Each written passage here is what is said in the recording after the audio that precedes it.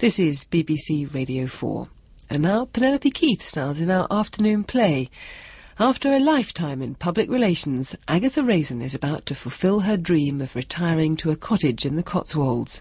We join her leaving party in London. Oh, quick, she's coming. Hide the flowers. The banner isn't straight. What's the leaving do, not the Sistine shuttle? Is everyone ready? Aggie! 2, 3, 4. For she's a jolly good fellow, for she's a jolly good fellow, for she's a jolly good fellow. Yes, thank you. Enough. And so say all of us. Enough, please. I do have a train to catch. Speak, come on. Don't be shy. Oh, dear. It is the end of an era, really. Mr. Pedman tells me you'll all keep your old jobs. Of course, you'll be Pedman promotions, not Raisin promotions. Shame. Thank you, Roy. And I wish you all good luck. As politicians get grubbier and pop stars tackier, your lies will have to be even bigger. But never forget the lady who taught you all to lie so beautifully. Agatha Raisin. Goodbye. Mrs. Raisin, I got you a present. Oh, Lucy, you really shouldn't have. It's a photo frame. Yes, I guess that. I have seen one before. I just thought you're at an age where your memories must be very precious to you. Thank you, Lucy. I must buy you a diary. One day you can get a life to put in it. Oh, Aggie, sweetie, we're going to miss you. Roy, it's the Cotswolds, not Timbuktu. You can still visit. Got you a present. Why does everybody want to be nice to me now that I'm going? Well, I couldn't get you a gold watch. I didn't want to remind you of your advancing years, so I've got you. A gold cigarette lighter. Thank you, Roy. Every time I light up, I shall think of you. Agatha Raisin by M.C. Beaton. Dramatized for radio by David Semple.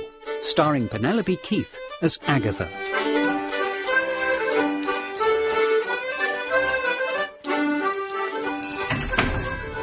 Morning. 20 Benson and Hedges, please. Oh, good morning to you, too. Sorry, I have just spent half an hour behind a tractor that was going at 5 miles an hour. 5 miles an hour. Must be in a hurry. Here, $4.99, please. Do you by any chance have a list of village activities? Well, there's line dancing in the village hall on Wednesdays. Yes, there probably is, but I mean evening classes, societies. Let me have a look. Oh, you're in luck. You've come just the right time for the biggest event of the year, the Carsely Village Baking Competition. A baking competition? That's right. Who can bake the best cakes, the best pies, look, the best quiches. And that's the highlight of the year, is it? Well, thank you for the cigarettes. Just out of interest, this baking competition, who's the judge? Oh, Reginald Cummins Brown. He lives next door to you. You'll like him. He's an incomer, too. Oh, really? How long has he lived here? 25 years. Vera! Ah, hello, old thing. It's only me. Reg, who was that woman you were talking to? That's our new neighbour, Mrs. Raisin. A huge PR lady in London, so she kept telling me. I know the type. Hair that comes from a bottle, and a mobile phone. She'll rip down the honeysuckle, and she'll stick up a satellite dish. She seems a decent enough sort, asking me about the baking competition. Oh, I get the picture. She waltzes into this village and wants to take it over. She wants to run the place. Well, she won't succeed. We don't need that type around here. If you say so, dear. Evening, just after 7. Now on BBC Radio 4, it's time for Front Row. Francine Stock looks back. Hello. Hi, Aggie. Roy. How's the Cotswolds? Been chased round the barn by any horny farmers? I've only been here a week. I haven't gone native. Well, you know what you said about how I could come and visit? Yes. Well, can I come and visit? You can come next weekend on one condition. What's that then? Bring me a quiche from Economides Quichery in the King's Road. Don't they have any quiches in the countryside? They do, but I am entering a baking competition, and I want to make sure my quiche wins. Aggie, love, I may be missing the point here, but if it's a competition, aren't you meant to bake it yourself? Roy, country people make things and grow things. City people pay other people to make things and grow things. Now, I am entering this competition, but I am obtaining my quiche the London way. Oh, Aggie, PR lost its #1 star when you retired. Oh, smell that country air. It's much fresher than London. I know, I'm having to smoke an extra 10 a day just to compensate. Now, over there, that is Vera Cummings Brown.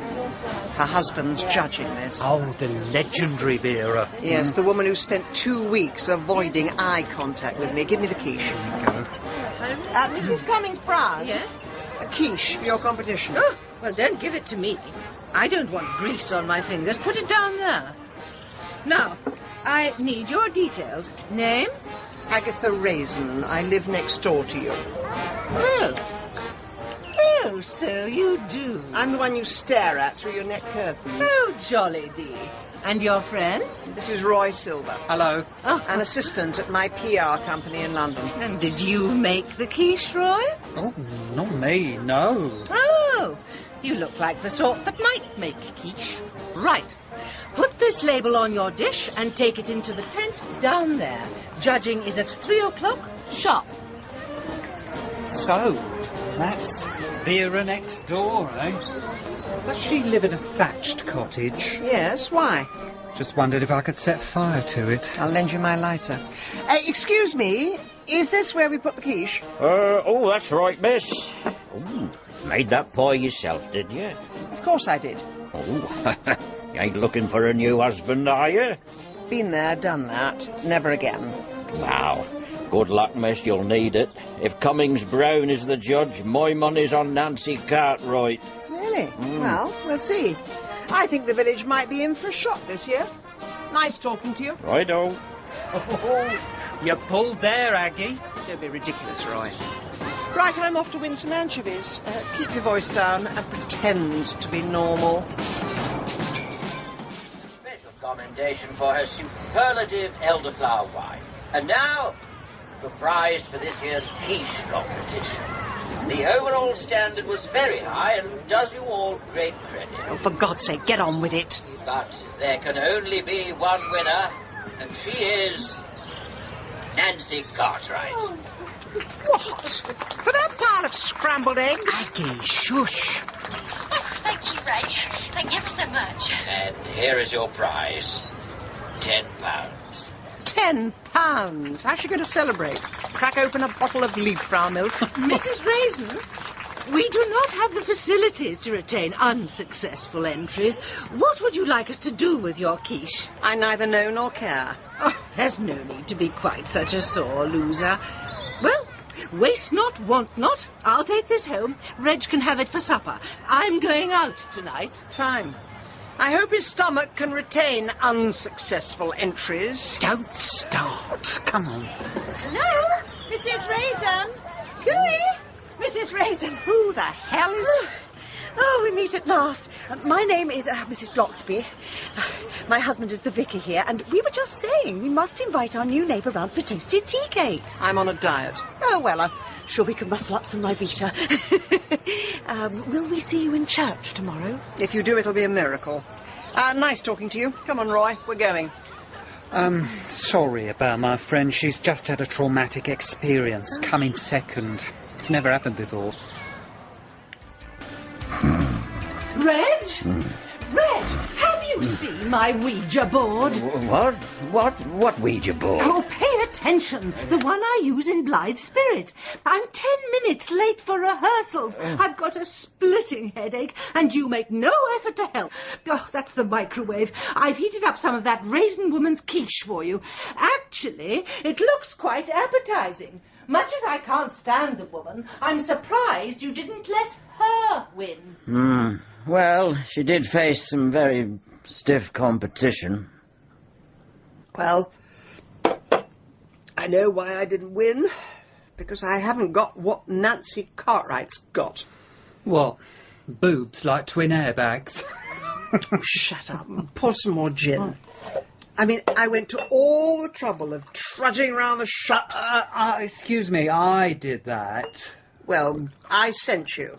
I hired London's very best pastry chef, and he gives the prize to salmonella on toast. Oh, well, I hate to interrupt your embittered rant, but I really do need some beauty sleep. I'm on the early train tomorrow. I'll drop you off on my way to church. Oh, no, Aggie. You've not found God, have you? I need all the friends I can get. I mean, right now, what have I got to look forward to? More gin? In Germany. Yeah. Pork and a rabbit's liver sauce. Hello. Are you alone? Oh, good. Yes, the old dragon's gone out too. Yes. No, just staring at the box, eating quiche. It's rather good, actually. It's from that Raisin woman. What? Of course we'll really do it. Oh, believe me, Nancy. We'll have another go, and we will make a break for it. Look, hold on. I'm not feeling too clever. No, look, I better go. Ooh.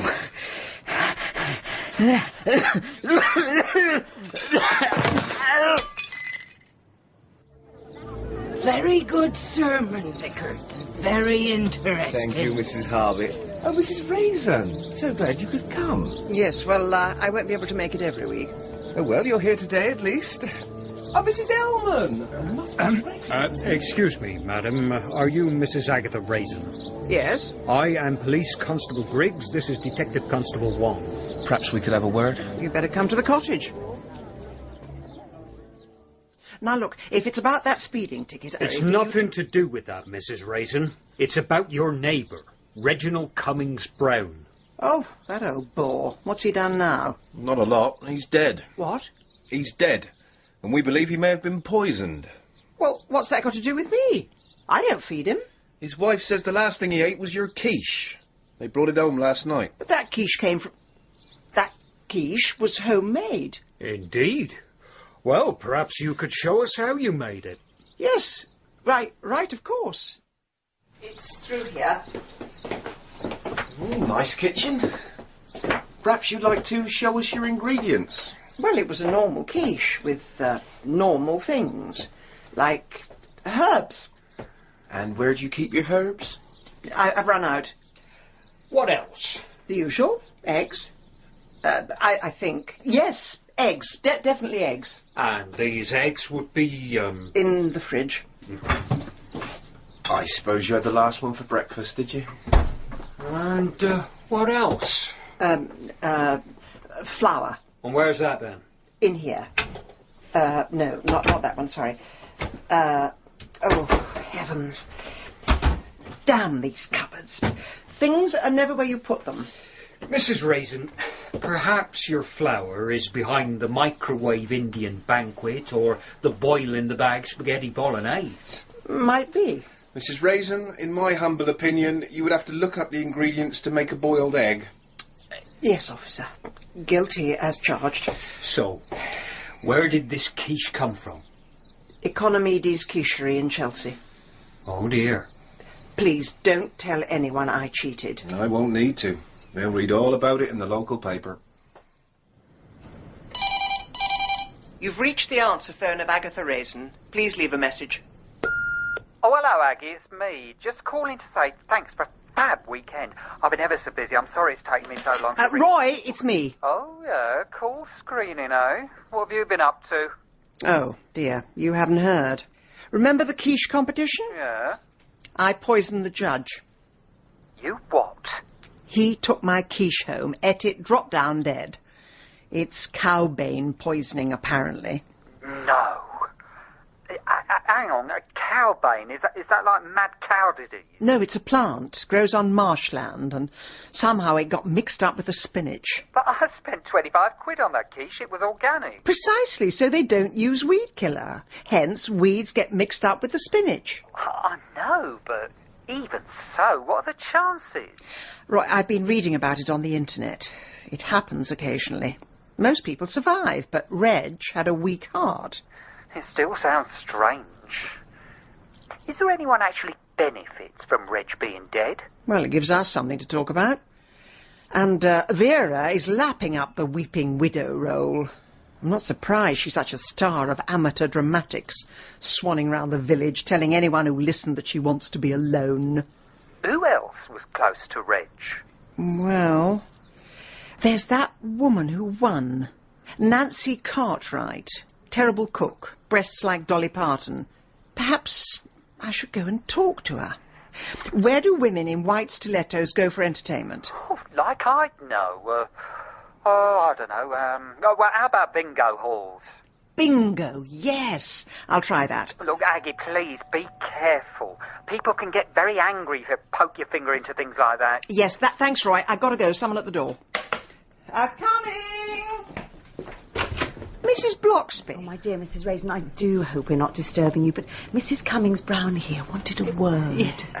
Please, come in. Sit down. Thank you. Would you like tea, coffee? Oh, no, thank you, Mrs. Raisin. This is very hard, but I just want to say, I forgive you. We all make mistakes, and sometimes our mistakes have terrible consequences. You couldn't have known. I mean, such a lot of food scares these days that there must be something very wrong with the world. There, dear, do have a tissue. Oh, dear. I just feel so alone. What am I going to do with my life now? Well, you've always got your amateur dramatics. Yes. Oh, my poor Reg. I want to go home. Of course, my dear. I'll come with you. No. I want to be alone. Shall we go after her? Oh, no. She needs a little while to collect her thoughts. One sees a lot of this as a vicar's wife. We're always here for the lost and the bereaved. I feel rather lost myself at the moment. And as if Reg's death wasn't enough, now the whole village knows I'm a cheat. Oh, dear. Well, there has been some gossip, of course, but people are still a bit sensitive. Last month, the village shop was raided by a man wearing a monkey mask. They're all convinced the robber must have come from London. Why? Well, because, of course, no one from round here could do such a thing. Oh, honestly, why are people so ignorant? Oh, I know, but once you've spent some time in Carsely, you'll find we're not as small-minded as you think. Well, right now I'm tempted to sell up and go home. Oh, and I thought perhaps you'd found a new home here. I was going to invite you to the Carsely Ladies' Society. We have a charity auction coming up, and, well, with all your experience, you could have... Oh, well... Carsely Ladies, that sounds fun. But, do you know, Mrs. Bloxby, living in a village, what I miss most is a really good game of bingo. Oh, oh, Mrs. Raisin, forgive me, I wouldn't have put you down as an aficionado of bingo, but yes, we do have sessions in the village hall on Wednesdays. Thank you. I must go along and try my luck. Oh. All right then, ladies, highs down, everybody, for your full house. Excuse me. Here we go. I'm so sorry. Excuse me, is this seat taken? Oh, you can have it, I'm off. My number's never come up. Just a minute. I'm sure I've seen you before. Aren't you Nancy Cartwright? Well, you're Mrs. Raisin. Oh, it's a terrible business about Reg. I know. I still can't believe a perfectly ordinary quiche can kill someone. You're not the only one. What? Mind you, it was Andy having an incomer in the village they could blame. Nancy, are you saying what I think you're saying? I might be. Oh, let's get out of here. Well, I live just across the road. The one with the... That's right. The one with the rusty car on the front lawn. Yeah, that's me.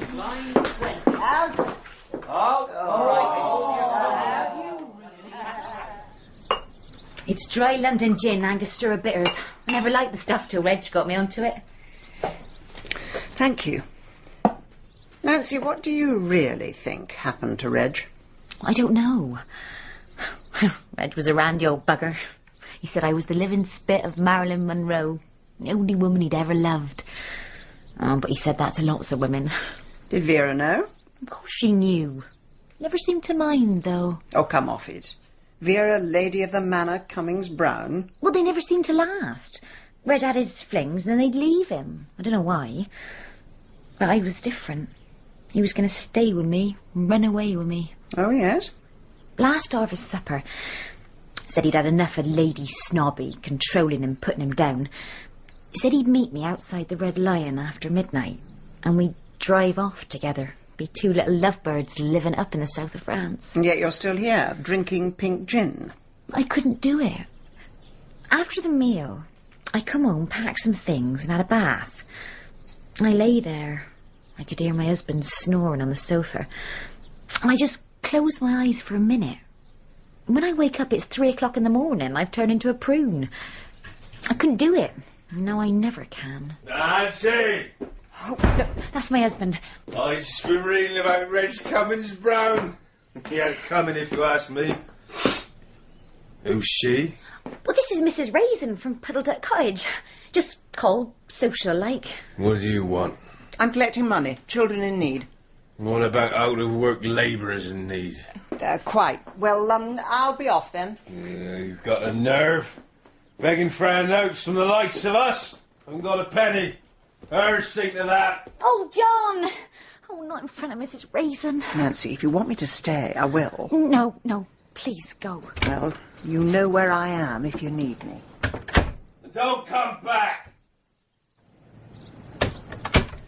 Home, sweet home. Nicotine, sweet nicotine. Oh, honestly.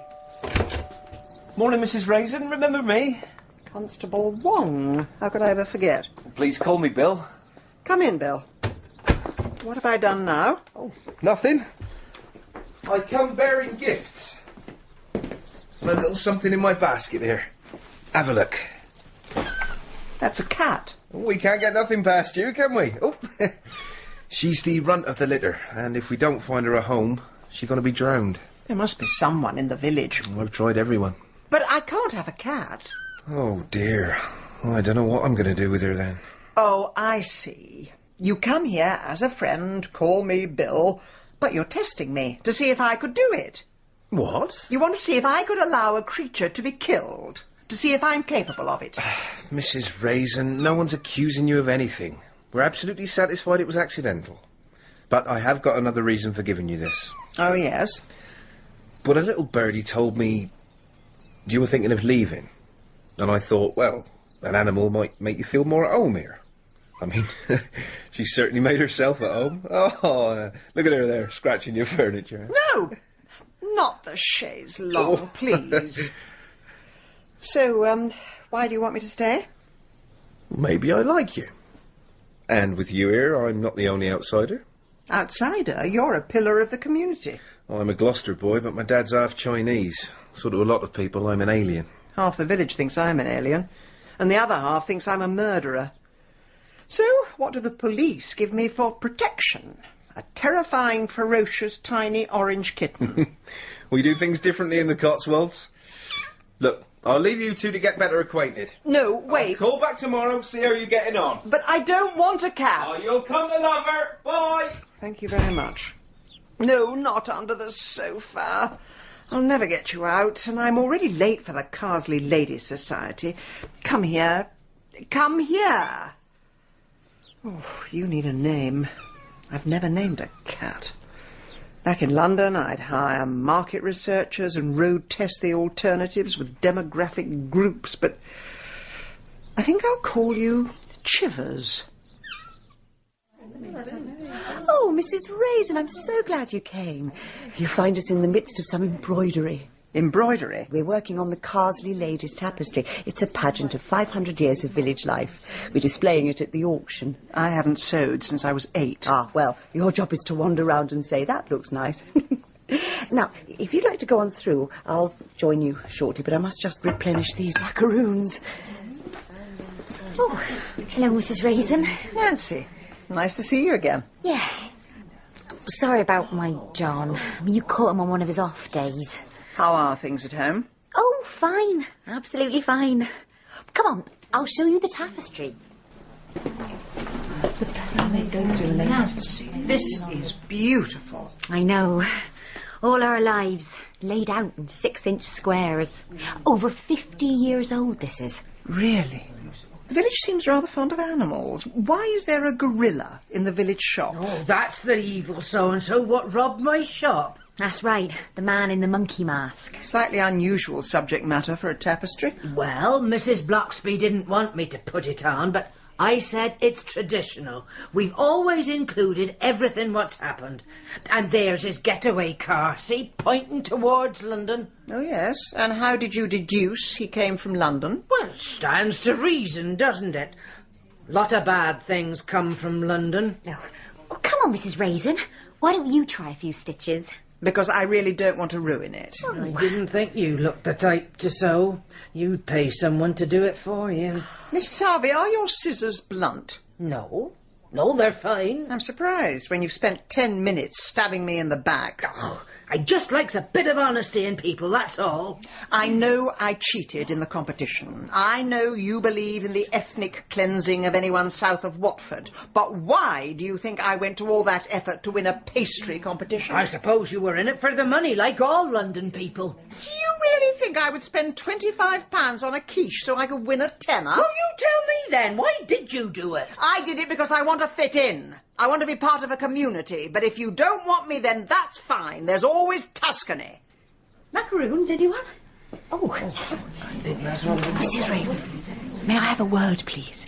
I'm sorry, Mrs. Bloxby. I seem to turn every occasion into a blazing row. Oh, in the Church of England, we call it a challenging discussion. But it's not about that. Mrs. Mason and I were just discussing the charity auction. Now, usually she's the auctioneer, but she says, as you have such a lovely speaking voice, this year would you do the honours? At last, something I can do. Making a noise and making money. I'd be delighted. Chivers! Where are you hiding now? Oh, not under the sofa again. My poor knees. Oh, what's the matter? There's someone in the garden. Chivers! Chivers, mind the glass! Come here. Let me pick you up. It's a brick. There's a note wrapped round it.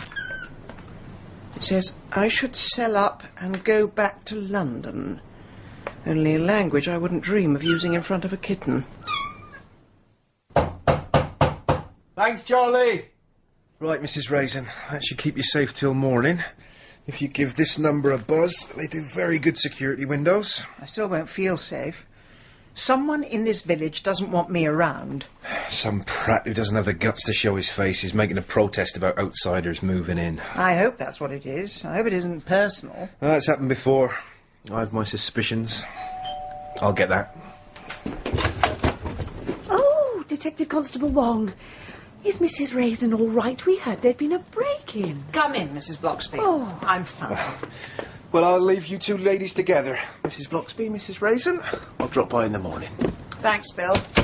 Such a nice young man. Oh, my dear, you have been through the wars. Whatever happened? A spot of redecorating. Oh. Someone decided my window would look better without any glass. Oh, heavens. Well, is there any broken glass on the sofa? I don't think so. Why? Because that's where I'm sleeping tonight. You don't want to be alone in the house. Oh, I couldn't let you go to all that trouble. Oh, nonsense. You may come from London, where people don't know who their neighbours are, but we do things differently here. Come along now.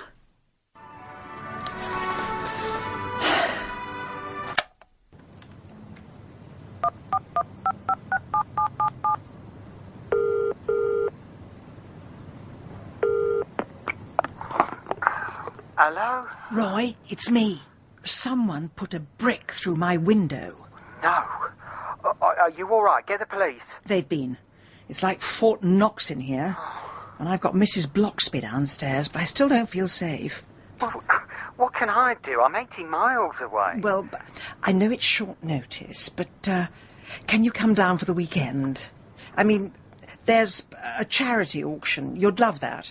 Well, I'm snowed under with work. I'm doing an Easter egg campaign and I'm meeting Dawn French, who's going to be the Easter Bunny. Oh, Dawn French is more important than me, is she? No, I never said that. Let's not forget who got you that job.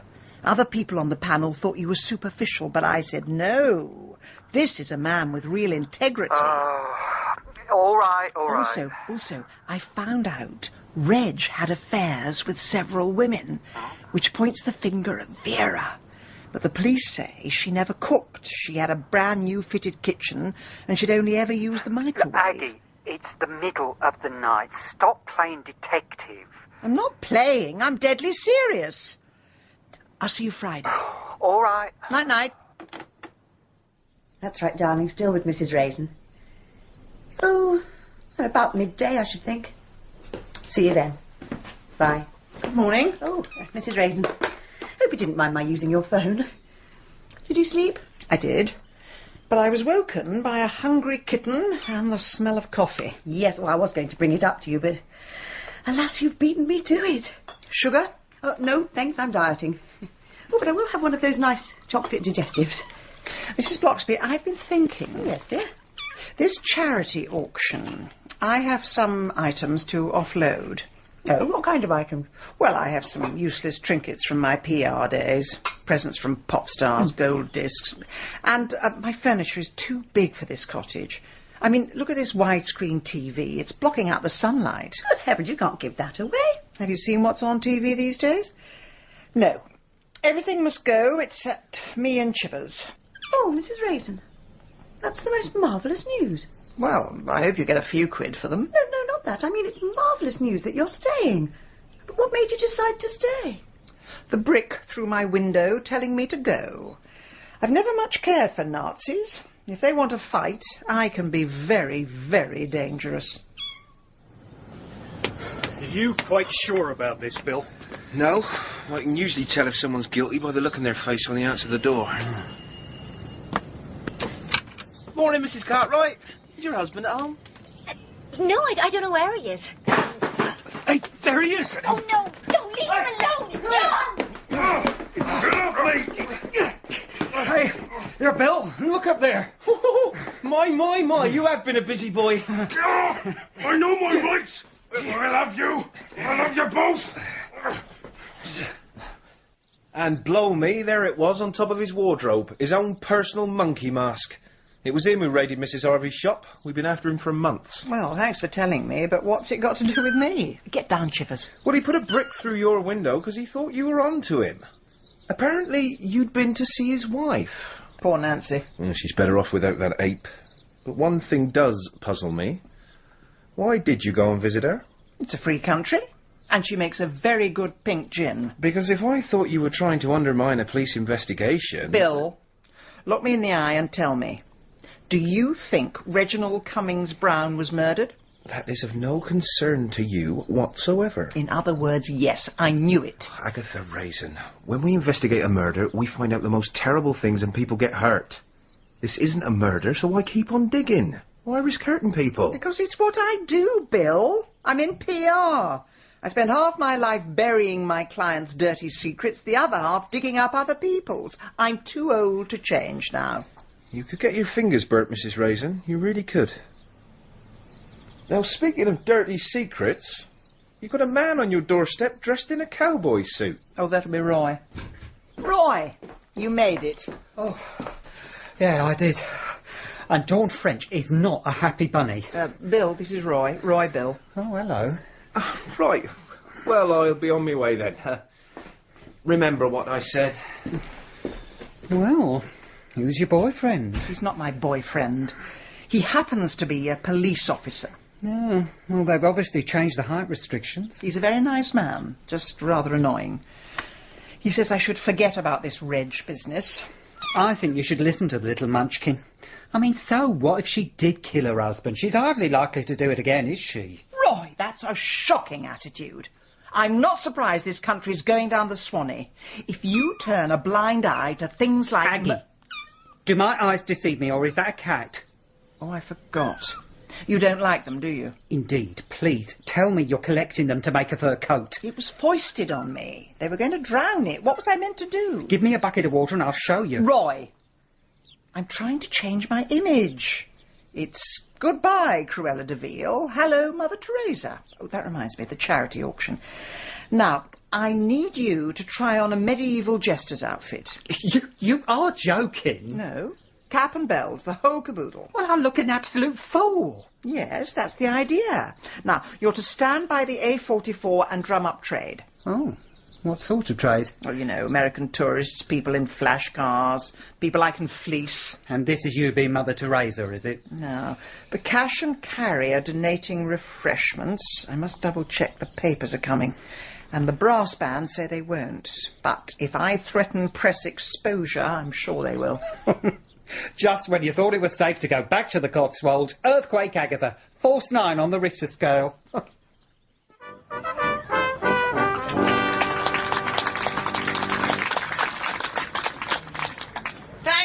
Thank you to our wonderful village band. Now, on with the auction. Lot 17. It's a memento from my days promoting pop stars. It's a large turquoise hat with a hand-embroidered unicorn and a photo of the man who gave it to me. Boy George. Do I hear £20? Of course I do. Oh, Alf, dear, it's all going so well. We've raised hundreds. I do admit Mrs. Raisin is a bit of a human dynamo. Oh, here comes her friend. Oh, he looks quite the picture. Oh, Mr. Silver, you must be delighted. Do I look delighted? I'm stood by the A44 jangling me fool's cap while millions of Americans make home movies of me. It is for charity. I've got compassion fatigue. I'm off. I've found a pub that does Pims with little umbrellas. Here she comes, the woman of the moment. Oh, Mrs. Raisin, you must be absolutely exhausted. On the contrary, I feel cleansed. How does that song go? Imagine no possessions. Well, I don't have to imagine. From now on, it's me and Chivers and a whole new life. Well, I wish we all had that attitude. Well, I must go and thank the village band. Have they finished? We'll have crowds in here in a minute. I'll help with the tea. Oh, goodness, you are keen. Well, you can assemble the cream teas. Right. Mrs. Cartwright can help you. Mrs. Cartwright, didn't you hear? Her husband was arrested. It was because I... Oh, yes, I did hear, and that's why it's important you talk to her. Oh, here she comes. I'll go and get some more plates. All right, Mrs. Raisin. Nancy, I'm so sorry. I had no idea your husband was involved with anything. I only wanted to know about Reg. Oh, don't fret yourself. Bet you done me more of a favour. At least I won't get no more of these. Your husband did that to you? That's right. Never marked my face, though. Cunning sod. Still, I don't have to say I walked into doors now. Now I can go through 'em. Oh, Mrs. Raisin. Oh, one final favour. Could you pop across the road to the village hall, get some scones from the freezer, defrost them in the microwave? Yes, of course. Oh, now, you want the little freezer by the door, not the big one under the window where Vera keeps her pastries. Vera keeps what? Oh, Vera bought us a deep freeze last year. It's full of her cakes and pastries. Any dinner dance, harvest festival, Vera takes control. They're all in there, colour-coded. No one understands her system except her. Mrs. Bloxby, is it all right if I go home? Oh, are you feeling poorly? No, I just have the sudden urge to organise a little tea party.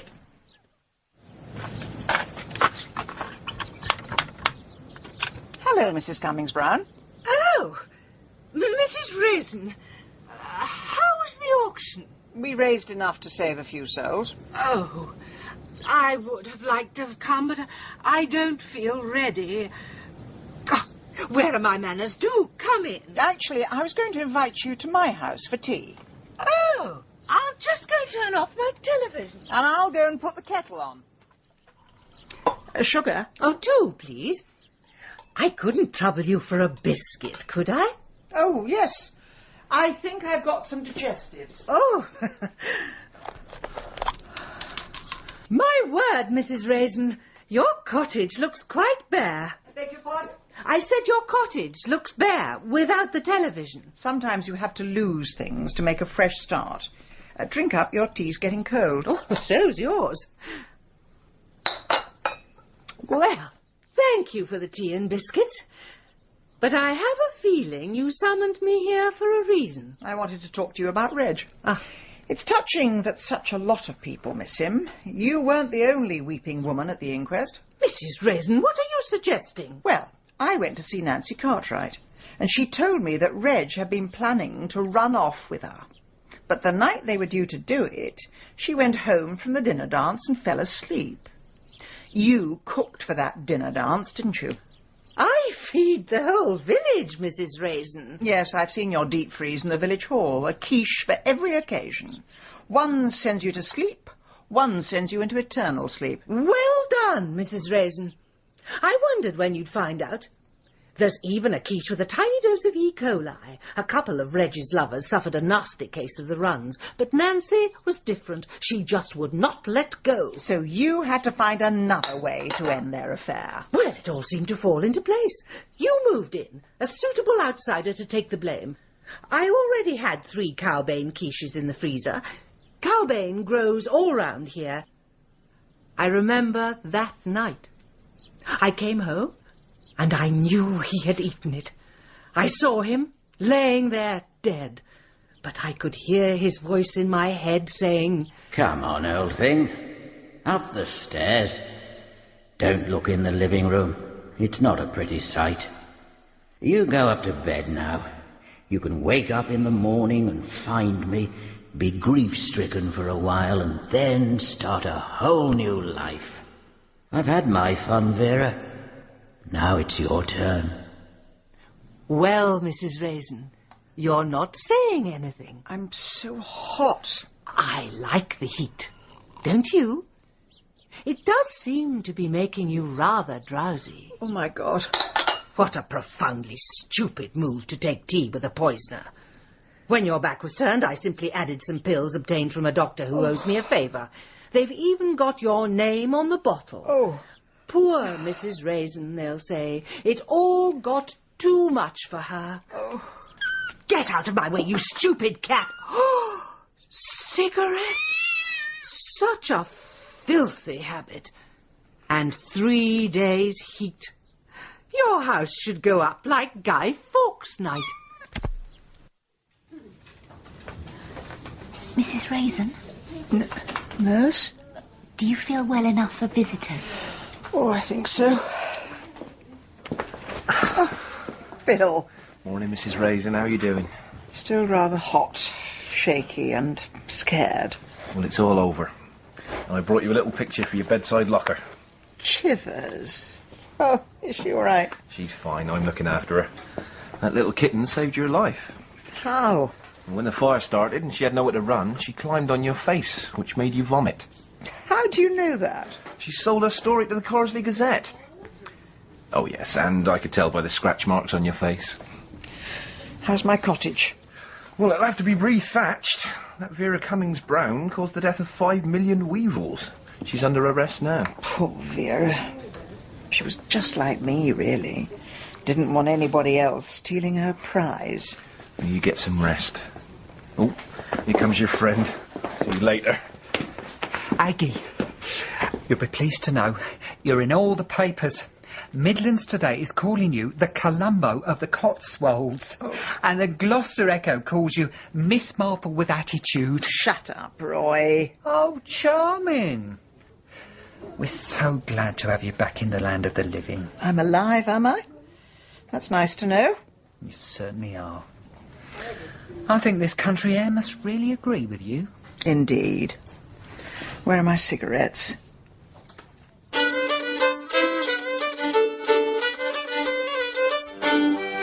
In Agatha Raisin, Penelope Keith starred as Agatha. Jennifer Piercy was Vera Cummings-Brown. Chris Emmett was Reg Cummings-Brown. And David Holt was Roy. Mrs. Bloxby was played by Liza Sadovy. D.C. Wong by Ben Crow. And Nancy Cartwright by Beth Chalmers. Other parts were played by members of the cast.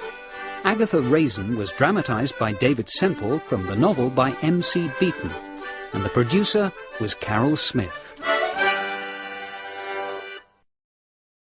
Now, on the UK Station of the Year, we visit the Cotswold village of Carsely for the first in a new series about a retired public relations executive who likes to while away the hours, chasing men and solving murders. There, little Charlie. The nice vet will make you much better. All right, Mrs. Josephs. Mr. Bladen will see you now. Oh, thank you. Come along, Charlie. Come along.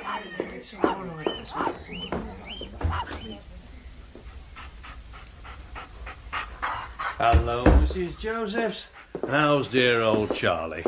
Oh, he's not at all well. Well, look at him. He's shivering. And if you try and stroke him, he winces. Well, he is a grand old gentleman now, and older doggies do get aches and pains. But he hardly touched his dinner last night, and it was lamb's liver, his favourite. Oh, I think it's just a flare-up of his arthritis. I can change his dosage of glucosamine. That'll make his joints a bit less creaky. I keep thinking there's something we must be missing. Well, aren't there some tests you could do on him? Well, I could, but it'll mean keeping him overnight. Oh, yes, but he's always happy with you. It'll be a little doggy holiday. All right, Mrs. Josephs. I'll see you tomorrow, then. There's a brave soldier, Charlie. Good boy.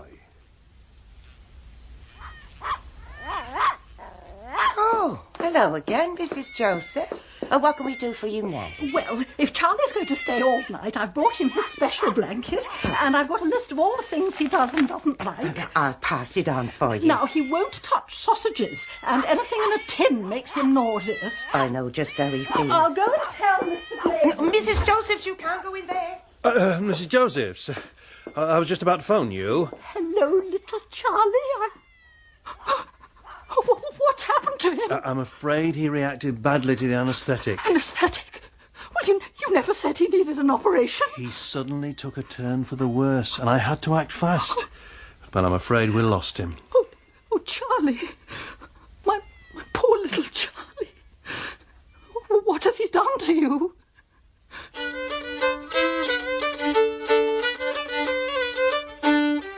Agatha Raisin by M.C. Beaton.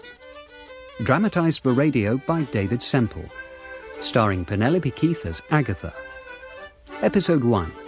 The Vicious Vet.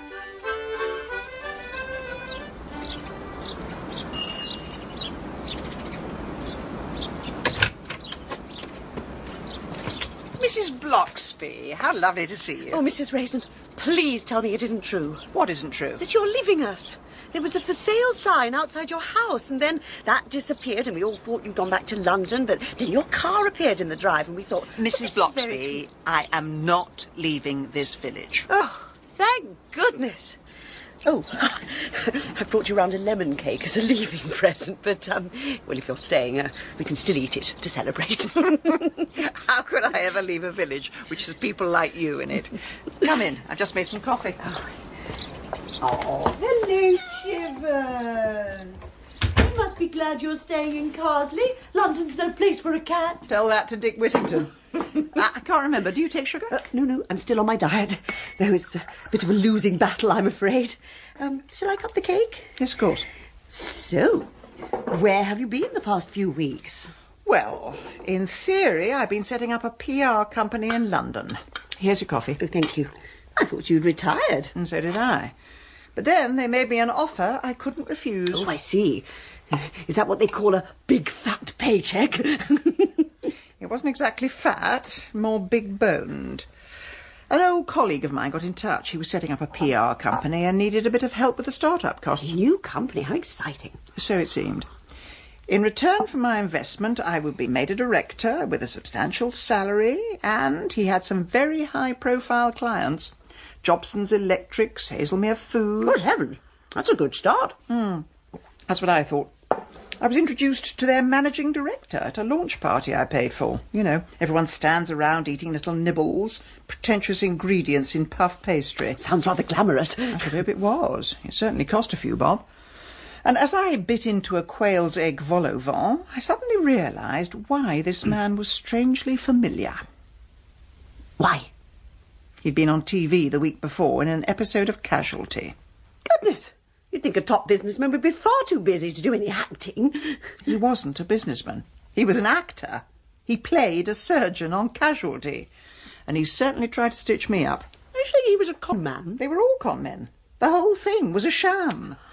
My so-called friend had fallen on hard times and tried to get me to invest in a non-existent business. Oh, dear. That's why I like living in a village. The only major fraud is when someone cheats in a pastry competition. Please don't remind me. You know, Mrs. Bloxby, sometimes I think my year in Carsely has made me lose my killer instinct. I must have a cigarette. So what's been happening while I've been away? Oh, we've got some very exciting news. You have a new next-door neighbour. A retired colonel called James Lacey. A colonel? Oh, sounds promising. He's moved to the countryside to write military history. That's not so good. Another wet drip comes to Carsely. He seems rather sweet in a bookish kind of way. Oh, and at long last we have a vet. And about time, too. I'm fed up with taking Chivers all the way to Mercester. His name's Paul Bladen. Looks rather like Robert Redford. Really? I must take Chivers along for a check-up. Oh, why? She seems quite perky at the moment. Well, you can't be too careful. Ah, nice shiny coat, lovely bright eyes. Mrs. Raisin, I have to say your cat is a picture of health. Now, if you're still worried, I could take a temperature. Thank you. That would put my mind at rest. Oh, just hold us steady. Here we go. Do be careful with her. Oh, don't worry, I've done this many, many times. It's all right, Chivers. It's all right. Yeah, 38 degrees. This is a very healthy cat. Maybe I'm just being overprotective, but she's not been the same since I collected her from the cattery. Been abroad? No. I was setting up a new PR company in London. Oh, you're a professional. I have run 1 or 2 international companies. Well, I'm impressed, I have to say. It's nice to meet someone who's got an interesting job. Carsley's a lovely place, but I do miss a stimulating conversation. I know what you mean. Mrs. Raisin, I hope I'm not being presumptuous, but I've heard there's a rather nice French restaurant in Evesham called La Lune, and I'd love to have someone to visit it with. That's not being presumptuous at all. And please, call me Agatha. Agatha. And I'm Paul. Oh, Chivers, I am so sorry about the thermometer. Let's get you home. Lucky, please. Do calm down. Excuse me, can you keep your dog under control? I hardly think Lucky's going to bite through your animal's basket. Well, if he does, he'll soon be dead, Lucky. Oh, don't listen to her, Lucky. Lucky, Lucky, Lucky. You're Frida Huntingdon, aren't you? Do I know you? You're in the Carsely Ladies' Society. I went once. It was full of small-minded individuals. Is Paul in? If you have an appointment. Oh, I don't need one of those. Paul, darling. Frida, come in. Don't worry, Chivers. The nasty animal has gone, and she's taken her dog with her. Well, Chivers, what shall I wear to impress your lovely vet? I have got this little black dress. Oh, hang on, I'm coming!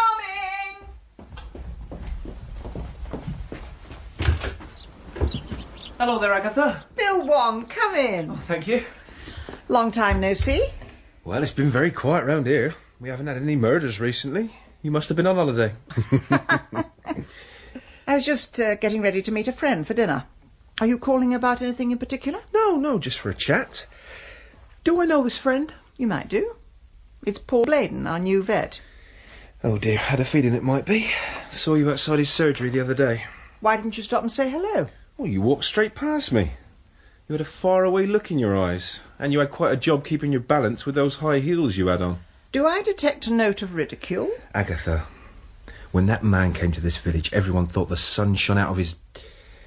Well, you know, where he sticks his thermometer. But now people are starting to talk. And what are they saying? They say he's not quite as caring as he seems.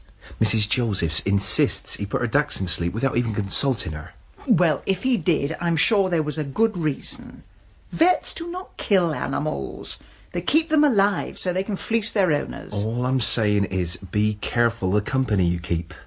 And if you're going out tonight, do watch the road. There's ice and snow on the way. It's a perfectly mild evening. Things can change very quickly in the Cotswolds. Well, Agatha, how is your duck à l'orange? Do you want the polite answer or the honest one? Oh dear, hit me with the honest one. On the positive side, the duck is definitely dead. On the negative side, why do they have to cremate it? It is rather singed. Their standards are definitely slipping. Oh, have you been here before? Yeah, I did come when it first opened. As I recall, the food was quite reasonable.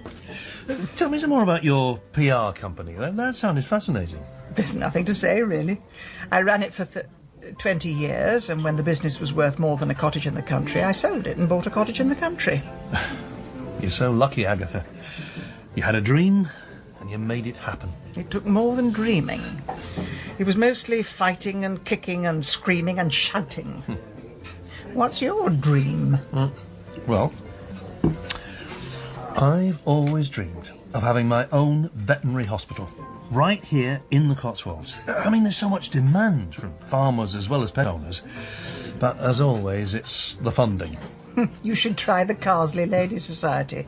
They're awfully good at fundraising. It'll take a little bit more than a few bring and buy sales, though I imagine a successful businesswoman like yourself could give me a few tips. Well, my first tip is never allow your suppliers to rip you off, which I have to say is what this restaurant is doing to you right now. Oh, dear. Agatha, this was a terrible choice of restaurant, but I do know a place that does rather good coffee. And if you like, breakfast.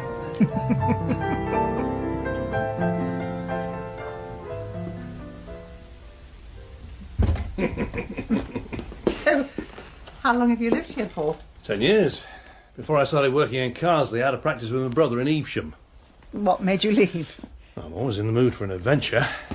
Now, let me take your coat. Paul, I'm... Oh, Agatha, please. What's the matter? Well, it's just been such a long time. Oh, don't worry. It's just like riding a bicycle. I beg your pardon? I mean, you don't forget. Thank you for that image, Paul. I'm sorry, and thanks for supper. And if I have any fundraising ideas, I shall be in touch. Oh, Agatha, can't you at least stay for coffee? I'm on a detox. You've had far too much to drink. Then I'll drive slowly. It's snowing. Good. I'll have the road all to myself.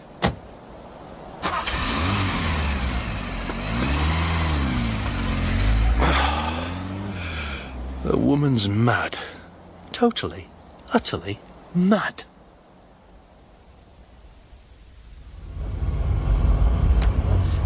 Dear God, I know I haven't spoken to you for 30 years, but please get me home safe.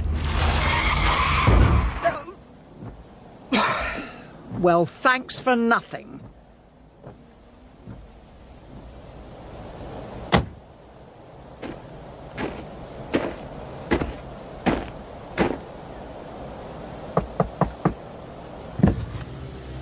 Two questions.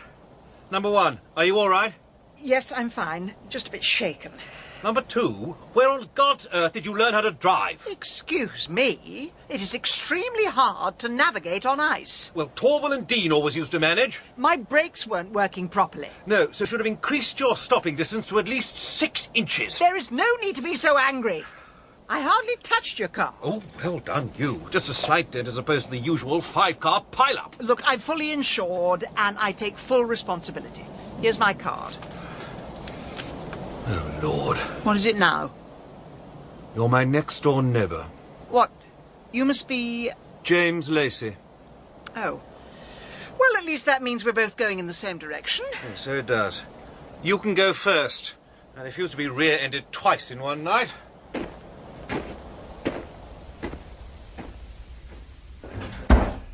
Come in. Oh, excuse the bare boards, just having the place recarpeted. Here you are. These are my insurance details. Thank you. I am sorry if I flew off the handle, but my car is a very precious thing. It's my only way to escape from this world of coffee mornings, village fetes, and infinite cups of tea. No, you don't like it here? No, it's not that. But I came to the countryside to write a book. And every day there's a queue of women popping in with homemade scones, gingerbread men, gingerbread cats. They never did that for me. Oh, well, you're welcome to my leftovers. You're too kind. What's the book about? The Peninsular War. It's my specialist subject. Did? My specialist subject is the price of cigarettes in supermarkets in Gloucestershire. How's the book going? Very well. I'm just finishing the first chapter. Napoleon has persuaded Charles IV to abdicate, so we're about to have the uprising in Madrid. It's a very exciting time. Fascinating. Well, I must get back. I have a cat, and if I leave her too long, she phones up social services. Do you know, I sometimes feel pet owners exaggerate the talents of their prodigies. Well, nice bumping into you.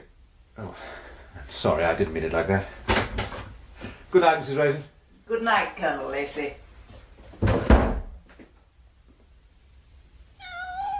Hello, Chivers. Yes, that's right, it's me, the lady with the tin opener. I've just been to see your vet, only I wasn't quite ready for his treatment. I better phone and apologise.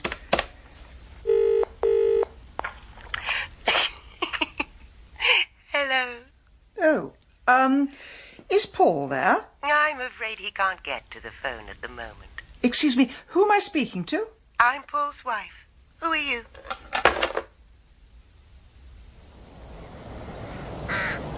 Good morning, Lord Pendlebury. What? Who the devil are you? I'm Paul Bladen, the new vet. You wanted me to tie back the larynx of one of your horses? Oh, yes. Lucky Jim. That's him, over there in the stables. Do you have any staff who can assist me with this? What?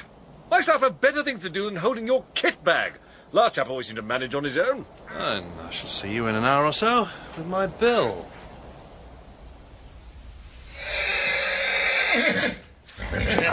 Now you are a truly beautiful animal. Not like the mangy little flea bags I see in my surgery. Now, take it easy. This'll just send you to sleep. There you go.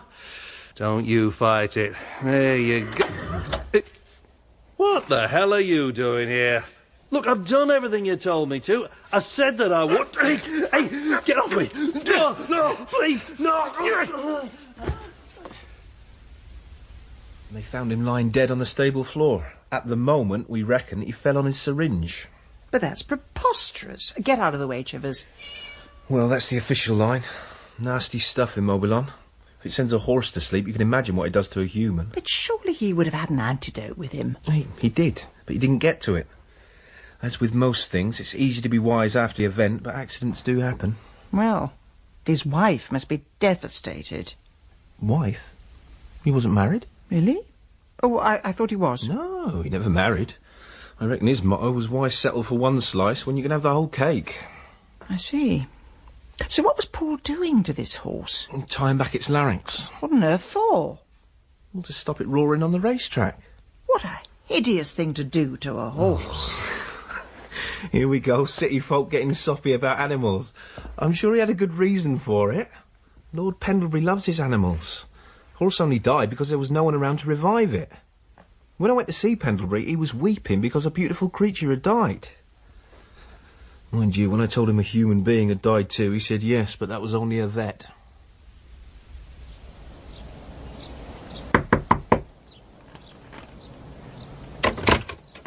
Hello. Oh, Mrs.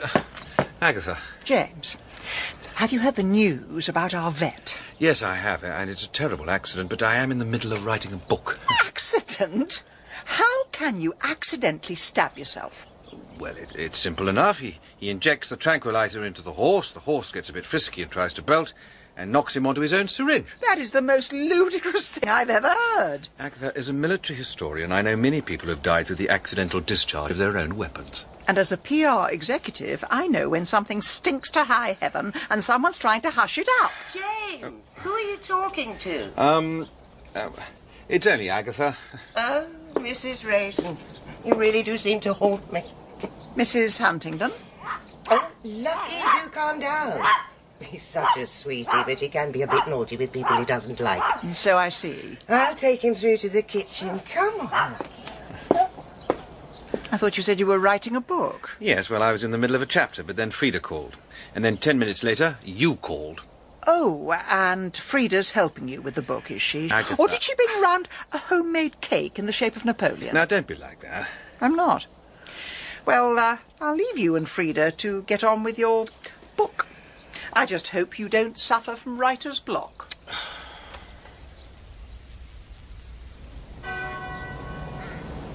Mrs. Bloxby, sorry I didn't get a chance to speak to you in church. That's quite all right, Mrs. Raisin. I had a lot of people to see. He was much loved. I think people feel he was taken far too young. Taken? Do you think it was deliberate? I mean, taken by God. Oh, yes, God. Oh, wasn't that beautiful reading the brother gave? Lord, you made us stewards of this creature. If it is your will, restore it to health and strength. Sorry, Mrs. Bloxby. Did you say that was his brother? Oh, yes, that's right. Peter Bladen. He's a vet, too. Oh, not very imaginative parents. One named Peter, one named Paul. I must go and pay my condolences. Nice talking to you, Mrs. Bloxby. Will we see you at the Carsely Ladies' Society tonight, Mrs. Raisin? Mrs. Raisin? Excuse me, Mr. Bladen? Have we met? My name is Agatha Raisin. I just wanted to say I'm sorry about your brother. Thank you. I appreciate that. My car is just round the corner. If I can give you a lift anyway. No, thanks. I've got my own. Right. Would it be possible at some point to have a chat about your brother? There's always been a lot of women want to talk to me about Paul, usually after he's dumped them. Not much point in talking now, though, is there?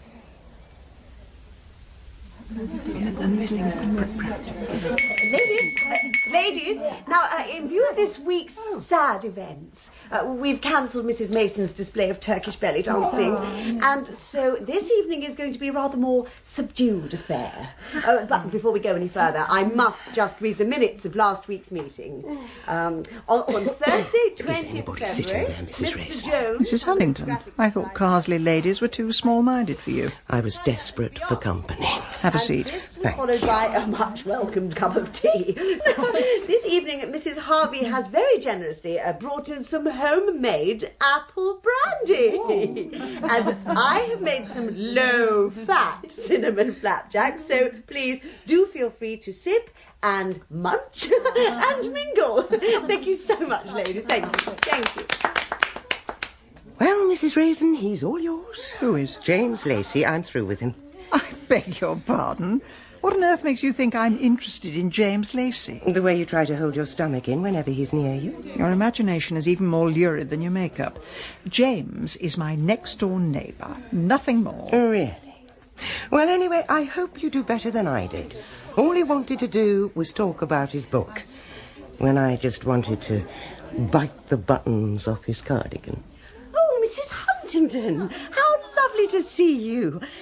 Did Mr. Bladen get a good send-off? It was no less than he deserved. He was a wonderful vet. Oh, do you think so? I found him rather rough with Chivers. The man was a miracle worker. I mean, look how quickly he cured Lucky's middle ear problem. A miracle worker? What are you talking about? Bladen was a murderer. Mrs. Joseph, you're not still going on about your old dachshund, are you? Charlie was just suffering from a bit of arthritis until Bladen got his claws into him. I don't mean to seem insensitive, Mrs. Josephs, but Charlie was a rather old dog. Just a bundle of bones, really. Not long for this world. Charming. I hope no one ever says that about me. Well, Mrs. Huntington, I'm not surprised you're standing up for him. Your dog wasn't the only one to get the full treatment on his operating table. How dare you? Still, at least he cared for one animal, even if it was one with the morals of an alley cat. Goodness, it is getting hot in here. Mrs. Huntington, come and try some of my flapjacks. You malicious old crone. This way, Mrs. Huntington. Well, you certainly rattled her. I've bitten my tongue for long enough. They've all tried to hush me up, but I know things. About Paul? About why he came to Carsely and what he was up to. Come to my house tomorrow, Mrs. Raisin. I'll tell you all about Paul Miracle Worker Bladen.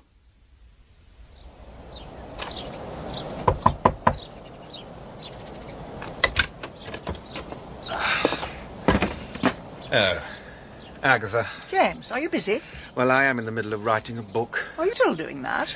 Yes, it may surprise you to learn they do take considerably more than a week.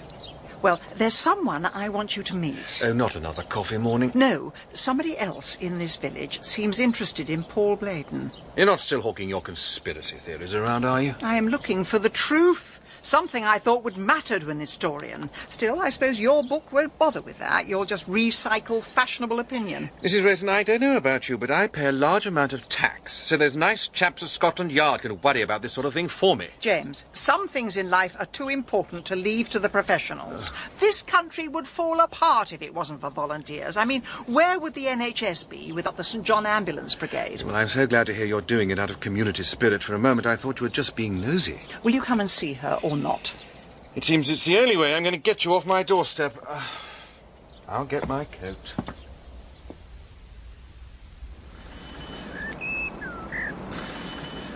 Mrs. Joseph's is taking an awfully long time to answer.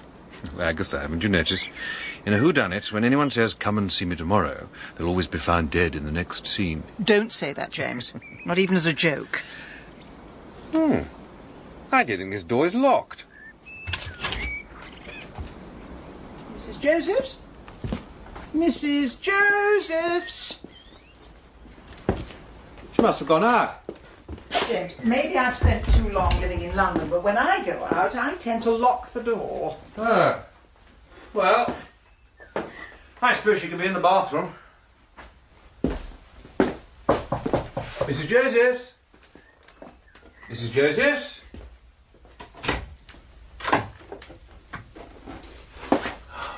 Oh, no. It isn't possible. I'm afraid it is.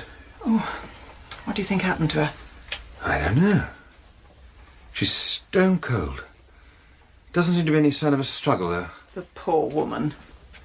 Have you got one of those mobile thingamies? Somewhere in my bag. Here it is. You phone the police. I need a cigarette. You can't smoke in here. Why not? There's a dead body there. And your point is? They will need to identify the cause of death. Well, they're not going to pin it on secondary smoking, are they? There's ash flying all over her.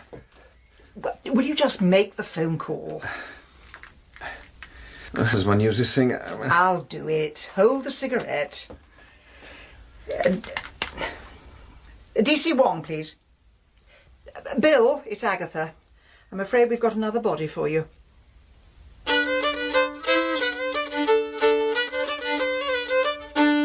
In Agatha Raisin, Penelope Keith starred as Agatha, and Malcolm Sinclair was James.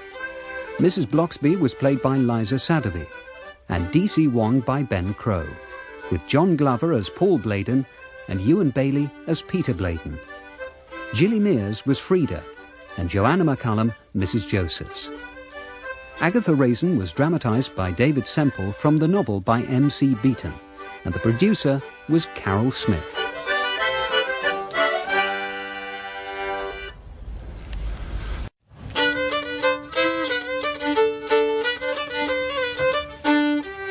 Agatha Raisin by M.C. Beaton. Dramatised for radio by David Semple. Starring Penelope Keith as Agatha. Episode 2. The Body in the Bathroom. Oh, Lord. I came to this village for a quiet life. Now I'm stuck in a bathroom with a dead woman. Welcome to Carsely. We do seem to have more than our share of the dearly departed. She looks quite peaceful, though, sitting there with a book in her hand. Well, she was a librarian.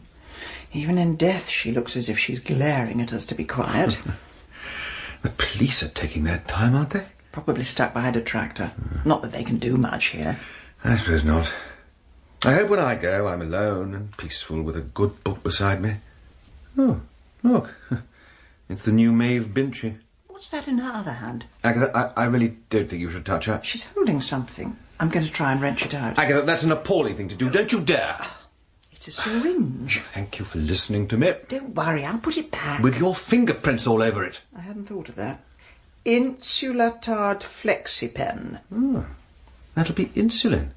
Was she diabetic? She must have been. But what if it wasn't insulin? What if someone substituted some poison? Oh, you're not still trotting out conspiracy theories, are you? James, last night she said she knew something about Paul Bladen and asked me to come and see her, but someone else got here first. I find it so hard to follow your train of thought. I'm not even sure if thought is the right word. You do come out with these extraordinarily lurid theories. Well, then you give me a better one. Righto. She's in the bathroom, administering her daily injection, but she's so engrossed in this very exciting book, she accidentally injects an air bubble. You really haven't read much Maeve Binchy, have you? No, I'm more of a John le Carré man myself. Why can't you see that there is something very sinister going on here? 2 tragic accidents in 1 week. It's sad, but it isn't sinister. Has the world gone mad? Or is it just me? Probably a combination of the two. A vet is found dead with a syringe full of tranquilizer, and the police insist it was accidental. He must have fallen on it. Well, needle stick injuries are very common in the medical profession. And the next week we find a woman dead in exactly the same way, and somehow you manage to pin the blame on Maeve Binchy. I am just saying, don't jump to any conclusions. James, how many people have to die before you start to see a pattern? When the whole of the Carsely Ladies' Society is slumped on the floor with a cake in one hand and a syringe in the other? Oh. And that'll be the police. No doubt they'll agree with your version of events. Well, Mrs. Raisin, I am very disappointed in you. Bill, what have I done now? If you'd only told us what you knew last night, Mrs. Josephs might still be alive. If I told you last night, you wouldn't have believed a word of it. Hang on. Are you implying that her death might have been deliberate? We are currently investigating the possibility. Forensics have taken away the syringe for analysis. Oh, yes. Can I just mention, I did actually touch that syringe. You did what? I took it out of her hand. But I did put it back. And may I just point out, I did everything in my power to dissuade her from this course of action. I said it was ill-advised, but she wouldn't listen. Shut up, James. Of all the interfering, bungling amateurs. It was a moment of panic. We'll have to take your fingerprints. And then I want the pair of you to go home, find yourself a hobby, and don't get into any more trouble. Message received. Loud and clear. Rest assured, as soon as we've left the station, I shall be straight back home, on with my book, and leave police business to the professionals. I do think Bill Wong's got a cheek. When I think of everything I've done for him... Agatha, will you remind me why I'm squelching my way through country lanes with a large black bin bag? You're looking for evidence. Now, we're not allowed to be nosy. But if we just happen to be two volunteers combing the hedgerows for litter... What on earth makes you think we're going to find any evidence? Do you never read detective novels? What is the first thing a murderer does immediately after the crime? I don't know. Twirls his moustache, retires to his opium den. He dumps the murder weapon. He can't risk being caught with it. So what exactly are we looking for? A blood-spattered knitting needle? Or has he left a signed photo with the words, "I did it, honestly"? I don't know. Pills, potions, anything that could be thrown from a car window. Oh, Agatha, we're both wasting our time. So far, we have no evidence at all of foul play. Then get down on your knees and find something. Oh, I do not get down on my knees for you or anybody else. And at this point, I really feel we should listen to Detective Constable Wong and go home before we're charged with obstructing police business. Typical. When I heard an ex-soldier had moved in next door, I thought at long last a man of action. Instead of which you turn out to be a pompous, pedantic, whinging, wittering, public school-educated waste of space. Right. That does it. I have never been so insulted in my entire life. You must have been, surely. Mrs. Raisin, I was not put on this earth to be your slave. I'm going home for a cup of tea and the Daily Telegraph crossword. Oh, someone does! Oh. Bastard buggeration. James, are you all right? What do you think? I've now fallen in a ditch. This is unlikely to go down as the happiest day of my life. Hold on, I'll pull you out. No, please don't you bother. I know what would happen. You would fall in. And the only thing worse than being stuck in a ditch is being stuck in a ditch with you. All right. I'll go and get my car and we'll go home. Agatha? James. This poison you were looking for. Do you think it could be found in a small brown bottle with the word Immobilon on the label? Let me have a look. Just by my feet. James, you are a genius. If you weren't covered in mud, I'd climb down there and kiss you. Yes, well, I am, so please don't. Whatever you do, don't touch the bottle. No, of course not. That would be the action of a headstrong idiot. I'm just going to phone Bill Wong. I know he said not to interfere, but I think he'll change his mind when he sees this. Right. That's it. I just pulled myself out. Oh, dear. I can't seem to get a signal. Well, I'm not surprised. Did you read the local paper? Only if I'm in it. Why? What did I miss? Well, they're going to build a mast here, but the village has organised a petition to stop them spoiling an area of natural beauty. Honestly, some people are so selfish. Well, I'll go to the Red Lion. I'm sure they've got a payphone. Right. I'll see you at home later. No, James, you have to stay here and guard the evidence. I beg your pardon? Why should that be my job? You used to be a soldier. Pretend you're on sentry duty. But look at the clouds.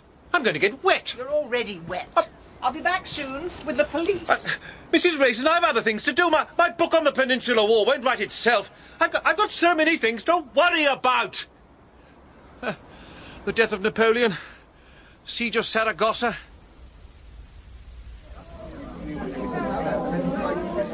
Oh, hello there, Mrs. Raisin. Mrs. Huntingdon. We've just heard the news about dear Mrs. Josephs. Oh, poor thing. She was looking a little frail last night. Mrs. Josephs was in perfect health until someone broke into her house and killed her. Oh, dear. You're not still acting out your little Miss Marple fantasies, For your information, I have just found the poison the killer used. No. Yes. Now, where's the payphone? Oh, it's just at the end of the bar, but someone's using it. Get a move on. You can't be serious, then. How do you know it's poison you found? We don't at the moment. That's why we need the police to confirm it. Who's we? Myself and James Lacey. Oh, are you still trying for that little flirtation with him? It's so nice when someone has a fling later on in life. Yes. Although with your alcohol consumption, I doubt you'll live long enough for many more. Touché. In any case, James and I are next-door neighbours, nothing more. Well, I don't blame you. When I first met him, I thought, ooh, a colonel. How exciting. How does that song go? There's something about a soldier. Well, I looked everywhere for it, but I couldn't find it. Well, James has been a bachelor so long, he's not going to throw himself at just anybody. Anyway, I've got bigger fish to fry than James Lacey. I've bumped into an old flame, and we're giving things a second chance. Much as I would love to discuss your emotional ups and downs, the phone is now free, and I have a life. You're wasting your time with him. All he cares about is that wretched book. I mean, I've been with married men before, but not one who was married to Napoleon. Hello, Bill. It's Agatha. We've got something for you.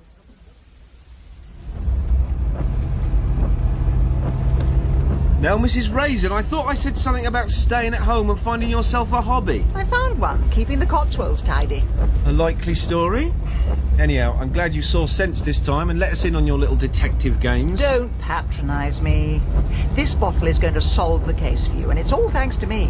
Oh, and James, who's standing in the rain looking after it. So whereabouts did you leave it? Well, it was somewhere around here. I recognise those stinging nettles and the abandoned supermarket trolley. Pull in this lay-by. All right.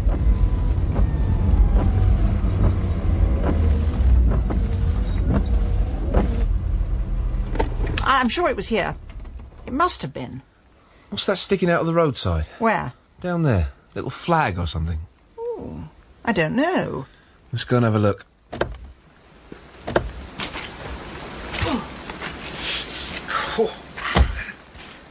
Well, Mrs. Raisin, are you sure this is where you left him? This is definitely the place. It looks like he got fed up of waiting. He's tied his handkerchief here to mark the spot. Give me that handkerchief. I shall use it to throttle him. Anyway, the bottle's just down there. Whereabouts? In the ditch. And try not to fall in. All right, I can see it. And? That little bottle is what is commonly known as Newcastle Brown Ale. But it was a medicine bottle. I saw it with my own eyes. Well, maybe it's time you got down to the opticians. Don't worry, Mrs. Raisin. It's an easy enough mistake to make. What the hell do you think you were doing? Oh, good afternoon, Mrs. Raisin. Do come in. I told you to stay put until the police got there. You know, until I moved to this village, I really believed in the concept of free will. And will you turn off that racket? That so-called racket is the greatest composer who ever lived. Oh, thank you so much for turning off my stereo. I find it so hard to manage those little buttons. And by all means, do have a seat. Oh, do you mind if I smoke? You can do anything you like if it shortens your life expectancy. Our one chance of proving it was murder. And you not only abandon the evidence, you leave a helpful little sign so the killer can come back and dispose of it properly. I had no intention of freezing to death just so you could prove your crackpot theory. And do you mind not flicking ash on my aspidistra? Oh, sod your aspidistra. When we found your carefully knotted handkerchief, the bottle of poison was not only gone, it had been replaced by a bottle of beer. Oh. Precisely. Oh. So, whoever did that must have guessed that we were on their tail. The sheer brilliance of the military mind never ceases to amaze me. Now, let's go through the facts. First, Paul Beaton is killed. Well, that's debatable. Then Mrs. Joseph says she knows his secret, and by the next day she's dead too. Do you have a black sweater? If there's one thing I love, it's a non sequitur. And you'll need black shoes, black trousers, and if possible, a balaclava. Whatever for? We're going to break into Paul Bladen's house.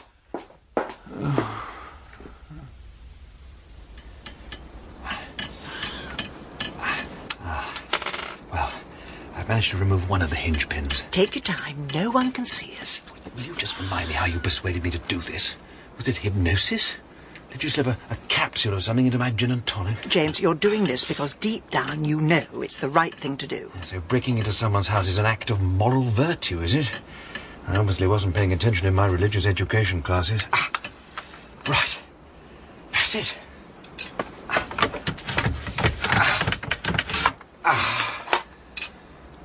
At last. Now give me the torch. You're sure this place is empty? He lived on his own. To the best of my knowledge, the only family was his brother, and he lives on the other side of Evesham. Don't have to make so much mess. How am I going to find anything if I don't empty the drawers? The estate agents can tidy up. Let those parasites earn their exorbitant fees. And what are the estate agents reported as a burglary? Don't you read the papers? The police don't solve crime nowadays. They just offer victim support. James, look. What do you make of this? It's a betting slip. There are 2 drawers full of them. Let me see. Mrs. Joseph's dog. 2 milligrams of Domitor administered. Odds survival 5 to 1. Instant death 3 to 2. Comatose 5 to 4. Mrs. Joseph's dog. Paul was a vet, and he took bets on whether animals would live or die. Question is, who was he betting with? Well, I hardly think he arranged it with Ladbrokes. No. It must all have been carried out in secret, like badger baiting or cockfighting. Oh, no, this is interesting. What is it? Some kind of list. Miss Sims, £500. Frida Huntingdon, £5,000. Agatha Raisin, ? Oh, dear. When I spent an evening with Paul, he told me he wanted to set up a veterinary hospital. You spent an evening with him? It's a free country. Yes, fine, yes. Why ever not, yes. And at the end of the evening, he asked for a donation. A donation? What sort of an evening was it? A donation for his veterinary hospital. Not that there was ever going to be a hospital. I imagine not. It looks as though he needed every penny for his gambling debts. The strange thing is, I went home early that evening. He wanted me to stay for a nightcap, but I changed my mind. But I phoned to thank him for the meal, and a woman answered, said she was his wife. You didn't mention a wife. I thought you said his brother was the only relative. Oh, he wasn't married. But I have a fairly shrewd idea it was your friend, Frida Huntingdon. So you slipped out into the night and he phoned Frida. She was prepared to drop everything for him. That's one way of putting it. But the one thing that doesn't make sense to me... Yes? If he was trying to con money out of people, why on earth would he kill their pets? Well, a single woman with a cat, she loses her pet, becomes very vulnerable. And it's so much easier for Paul to move in and be sympathetic. And then maybe the best way to pay tribute to that much-loved animal is, just a small donation to my hospital. Oh, that reminds me. Chivers hasn't been fed. We'd best get back. Just one thing, though. If he conned money out of all these people, why did they call him a miracle worker? It was only Mrs. Joseph who turned against him. Oh, that's easy. You like opera, don't you? Oh, well, I like the old stuff, but I do draw the line at Benjamin Britten. I mean, all those sailors and fishermen and fairies in the wood. Yes, all right. Anyway, if you went to see Aida, and it was all done in modern dress and set on a building site in Wolverhampton, what would you tell people afterwards? I'd say the English National Opera has a lot to answer for. Yes, but you've just paid £100 for a load of rubbish, and that makes you an idiot. So you might say it was innovative, challenging, ahead of its time. Anything but admit you were robbed. So all these women were waxing lyrical about the vet. Because he screwed them for every penny they had, right. Let's get back before my cat starts eating the wallpaper. Oh, dear. Well, I'm too old for this. If God had meant us to be out this late, he wouldn't have invented Horlicks. Will you stop whinging and learn to live a little?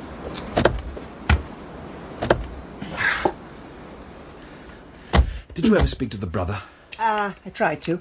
At Paul's funeral, but he didn't want to know. I think he loathed his brother. So what have we got? 2 brothers, both vets. Who don't get on at all. One named Peter and one named Paul. James, look. There's a policeman down there. Where? At the other end of the lane. I think he's coming towards us. What on earth is he going to think? It's 2 o'clock in the morning. Pretend we're lovers. What? What else would we be doing in a country lane in the middle of the night? Badger watching. Do I really look the type? No, fair point. Yes. Put your arms round me. Look, is this absolutely essential? Do you want to spend the night in a police cell? No, right. Where do I put my arms? Up here? A little bit lower. Good Lord. Kiss me. No, I really do think that's quite unnecessary. Sorry. Kiss me again. Well, I suppose if it does add to the overall verisimilitude, then I may as... Well... Just keep in this position. Don't move. Stay very, very close. Agatha, please, can you stick to the passenger seat or you'll set off the... horn. Quiet. He's looking in. Oh, dear. He's gone. Thank goodness for that. You don't need to sound quite so relieved. Right. Well, if the coast is clear, home, James, and don't spare the horses. Well, I think you did that rather well for a beginner. Mrs. Raisin, there are some things in life one doesn't wish to be given marks out of 10 for. Pity. I would have put you down for at least 7.5. Do you know, when that policeman went past, I was almost inclined to give myself up and get arrested. At least that sort of thing wouldn't happen to me in prison. You really have led a sheltered life, James, haven't you? Chivers! Mommy's home! Where are you? There's no need to sulk. I haven't exactly had a fun-packed evening either. Chivers! Come on! Where are you? Chivers! Come on. Chivers? Chivers, please! Let me pour you some more tea, Mrs. Raisin.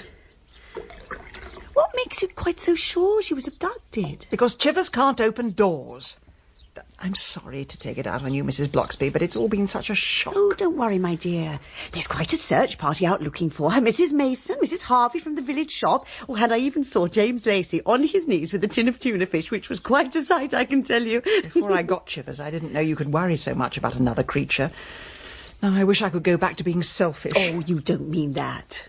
Now, I knew you wouldn't be in the mood for eating much, but I have brought along a very nice pineapple upside-down cake. Thanks, Mrs. Bloxby. I'll have a cigarette, if you don't mind. Oh, well, if it helps you relax. Oh. I seem to be the last smoker left on this planet. One day they're going to round me up and shoot me for it. So until then, I've just got to cram in as many as I can manage. You know, Mrs. Raisin, at times like this, I'm really glad I live in a village. I mean, everyone's turned out to help. I've got the whole of the Carsely Ladies Society combing people's gardens. Oh, all except Frida Huntington. Well, she's never liked my cat or me, come to think of it. Oh, no, she's far too busy with her new gentleman friend. I think she said they were going into Evesham. Do you know who this old flame is? Oh, it's Mr. Bladen. Didn't you know? Paul Bladen is dead. No, the other one, the brother, Peter. Apparently they had a relationship some years ago, but Frida broke it off. Then they met again at the funeral, and although it seems a strange place to find romance, somehow the flame was rekindled. Mrs. Bloxby, do you mind? I have to go somewhere. Oh, is something the matter? I think I know where my cat is.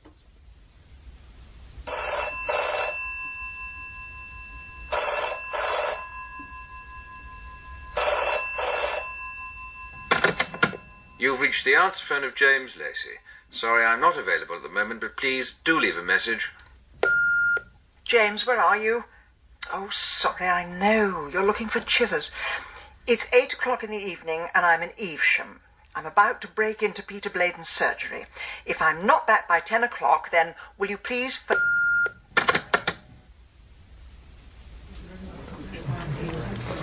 Well, Frida, how's your foie gras? Delectable. Oh, Peter, I'm so glad to be back with you. You're on the side of the angels. And I've spent so long with little devils. Like my brother. Oh, poor Paul. He was such a dreamer, but he meant well. That's one way of looking at it. Did you know I put £5,000 in a fund for his veterinary hospital? You and God knows how many others. He was like a black hole. People kept giving him money, but he still died in debt. Is there any way I could get it back, do you think? We'll see. When the sale of the house comes through and I've paid off his debts. Thanks. Do you know there are still people in the village believe he was murdered? It's villages for you. In a city, your next-door neighbour could be a serial killer and you'd turn a blind eye, wouldn't want to get involved. You'd be lucky if you knew your neighbour's name. Yes, right. But in a village, someone dies and everyone's gossiping. It's got to be murdered. Yes. Though it didn't help Mrs. Joseph's going so soon afterwards. I told you Mrs. Raisin was convinced she'd found poison in the woods. Yes. Hopefully she'll be too busy looking for a cat to do any more snooping. More wine. Peter. Yeah? How did you know about Agatha's cat? I saw the search party on my way here. I thought you came here straight from work. Please, don't give me the third degree. It's been a rough few days and I just wanted a nice, quiet evening. I'm sorry. Now, if you don't mind, I've got a few things to check at my surgery and I really need an early knock. Peter, no, don't go, please.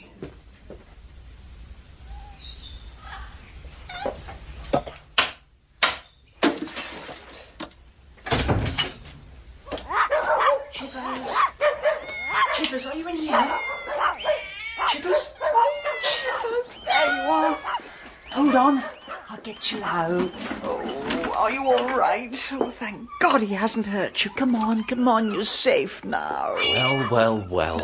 Our very own Miss Marple. Peter, so you're a kidnapper on top of everything else. Stand back, up against the wall. You wouldn't dare touch me. I think I would. Do you know what's in this bottle? I imagine you're going to tell me. Immobilon. A syringe full of this can knock out a horse, so just imagine what it does to a human. Like your dearly departed brother. Was he human? You could have fooled me. Stay away from me. The police are already on their way, so don't make things worse. Oh, they're on their way, are they? They just sent you on ahead. I left a message with them. I told them what you did to Paul and Mrs. Josephs. This little message of yours, did you mention what Paul did to me? When we were in partnership, the thousands of pounds of debt, the theft, the lies, he bankrupted me. It is still not worth taking a life for. I didn't take his life for that. When I found out he'd robbed me, I sent him to Carsely. I told him, get my money back by any means possible. Well, you should be proud of him. He did his best to swindle me. Well, you can afford it. And if he spent the night with you, I think he earned it. But then he moved on to Frida, the only woman I had loved, and there are some people too precious to be wounded, to be hurt. So you killed him for that? I'm a vet, Mrs. Raisin. My job is to remove cancerous tissue, and that's what I did with Paul. He was your brother. We're not the first. Do you know why Cain killed Abel? Because Abel was the pretty one, the one who always got his own way. Look, what he's done is done. And if you let me and Chivers go, I'll say no more about it, and you and Frida can start all over again. So, the police aren't on their way then? Well, that makes things a lot easier. 200 milligrams, that should do the trick. Go on, Chivers. Go! Come on, all of you, let's get out of here. Leave those animals alone. No, we're all getting out of here. Peter Beaton, I'm arresting you on 2 charges of murder and 1 attempted murder. You do not have to say anything, but it may harm your defence. Do not mention Agatha, are you all right? James, I have never been so pleased to see anyone in my life. This way, Mr. Beaton. I got your message. In future, will you please leave the heroics to people who are suitably qualified? James, there are some things in life which are too important to leave to the professionals. Thank God you're alive. Now, let's get these animals somewhere safe. Oh, Chivers. And so, D.C. Wong took Mr. Beaton into custody, and I got Chivers back, safe and sound. Oh, Mrs. Raisin, thank you so much. What an amazing story. Well, ladies, unfortunately, we've had to postpone Mrs. Mason's Turkish belly dancing yet again. But don't worry, Mrs. Mason, I'm sure we'll get round to you next week.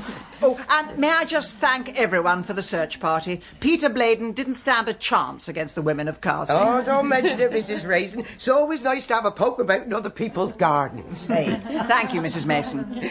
Just one thing, though. Yes? Now, I enjoyed your story. In particular, the bit where you pinned Peter against the wall, you shoved his hands in the filing cabinet, and you held him tight till the police got there. Well, it's astonishing what you can do when adrenaline kicks in. Oh, I discovered that in my karate classes. So then, are you planning to sue the police? Because they're insisting they overpowered him. Well, we all have our interpretation of events. Thank you, Mrs. Mason. Well, I don't know about you ladies, but I think Mrs. Raisin should form her very own detective agency. Maybe with Mr. Lacey alongside you. Oh, like Sherlock Holmes and Dr. Watson, or that Poirot and Mrs. Marple. Oh, yes, my favourite was always Emma Peel and Mr. Steed. Thank you, Mrs. Bloxby. I'm working on it.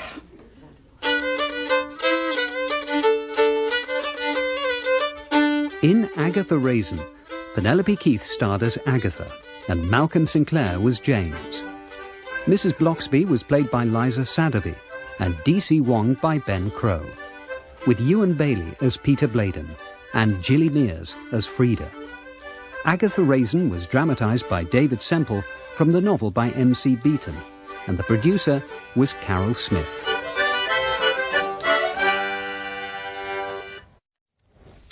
Oh, Mrs. Raisin, it's so kind of you to take our old folk out for the day. Mr. and Mrs. Boggle can't get about as much as they used to, so they'll be so happy to take advantage. Mrs. Bloxby, it's a pleasure. I'm always happy to help someone less fortunate than myself.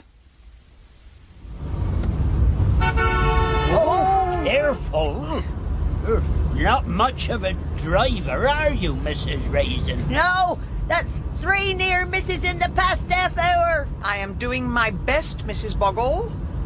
I am not familiar with Bristol's ridiculous one-way system. Well, Mrs. Fortune never had no trouble, did she, Boggle? No, Mrs. Fortune never complained. If Mrs. Fortune is so magnanimous, where is she now? She's a very busy woman. Can't always manage to take us. No, she's probably up in the trees teaching baby birds how to fly. Right, Mrs. Raisin, pull over. Why? I needs to spend a penny in them bushes. Mrs. Boggle, I was prepared to be your chauffeur, your skivvy, and your banker, but I draw the line at lavatory attendant. Well, it serves you right for dragging us away from them tea rooms so fast. You won't be doing that again in a hurry. That is correct, because I will not be taking you out again. Oh, Mrs. Raisin, why ever not? Because first thing tomorrow morning, I am going to sell up and move back to London.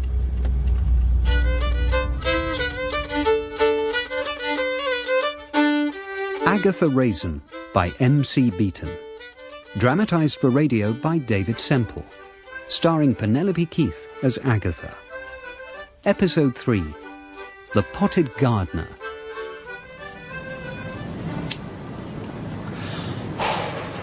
Agatha. James! Oh, you made me jump. Sorry, didn't mean to. I've just been doing a spot of gardening. Thought I'd pop over and see how you were getting on with yours. Getting on fine with my garden. I stand in it, have a smoke. It provides me with weeds to look at. Agatha, you really ought to do something with it. You're letting it go to ruin.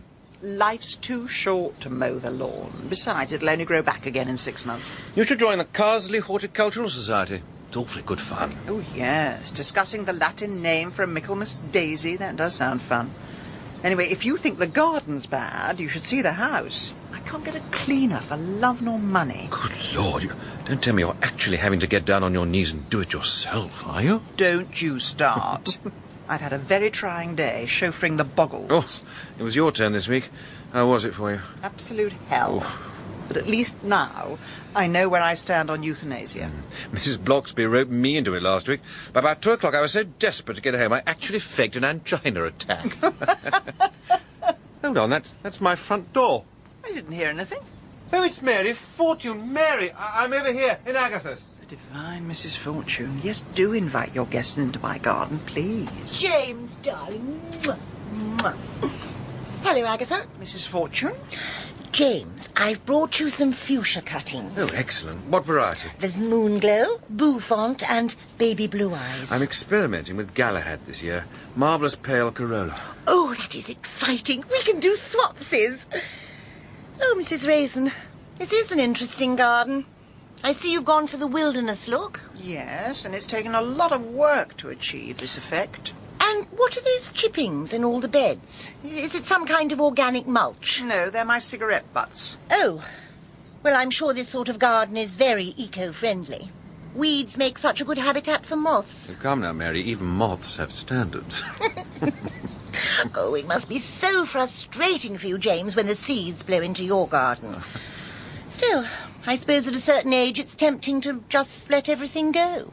At least in my case, I had something to let go of. Agatha was just saying how hard it is to find a cleaning lady. Oh, I know. I am so lucky. Doris Simpson does for me. She's such a treasure. But I don't think she'd have time for your place. I do keep her busy. We'll see about that. Treasure has a way of changing hands. Right, but I think these fuchsia cuttings need to be potted on. Are you coming with us, Agatha? No, thank you. I've just remembered I've got some wet paint and I want to watch it drying. Good evening. Oh, goodbye. Don't you find camellias an absolute joy at the time of year.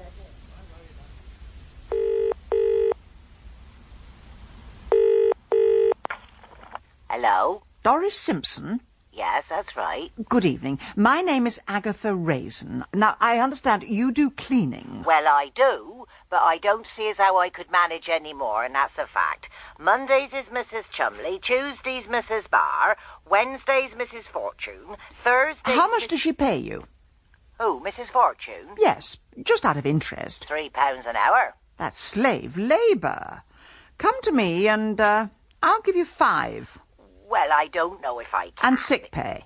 Well, that's very generous. And 7 weeks holiday. Well, I don't think Mrs. Fortune would be too happy. No, I don't suppose she will be.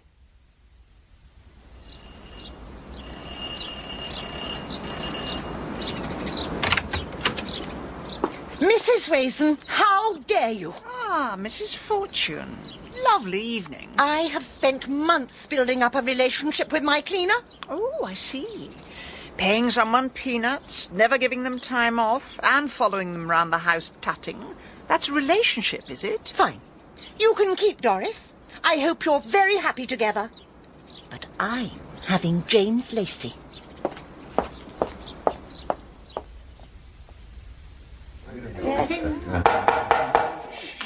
Well, everybody, thank you for coming. This is an all-time record for the Carsely Horticultural Society. Yes, we're spreading like the fronds on a Dicksonia fibrosa. Mrs. Raisin, over here. Hello, Mrs. Bloxby. Now, tonight is a very special night for us. Mrs. Fortune will present an illustrated lecture entitled The Gardens of California. And to celebrate the occasion, Mrs. Bloxby has baked some Californian-style chocolate chip cookies. Yes, they're just on the table. Do help yourself. Now, I have to set up the slide projector, so do feel free to stretch your legs for a few minutes.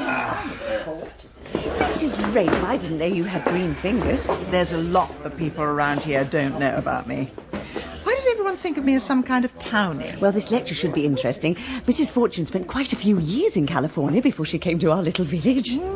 That must be where she got her facelift. Oh, Mrs. Fortune, do you know Mrs. Raisin? How lovely to see you, Mrs. Bloxby. Oh, heavens, we're going all continental this evening. Yes, I have met Mrs. Raisin. We were just discussing your time in California, Mrs. Fortune. It must have been quite a culture shock going from somewhere that's the heart of the film industry to a place with just one video rental shop. Oh, no, it's an absolute joy. Towards the end of my time in California, I grew so tired of actors and models and glamorous people. Really, I'd far rather be with people like you. Oh, that's so kind. Well, I must go and hand out my glamorous cookies. Oh, look, it's darling James. Mwah, mwah. Don't make me drop my seedlings, Mary. I was going to give you some of these. Oh, super. I've got some too. We can do swapsies again. Excuse me, Mrs. Fortune. Could you just come and check the slides are in the correct order? Dear Bernard. Mwah, mwah.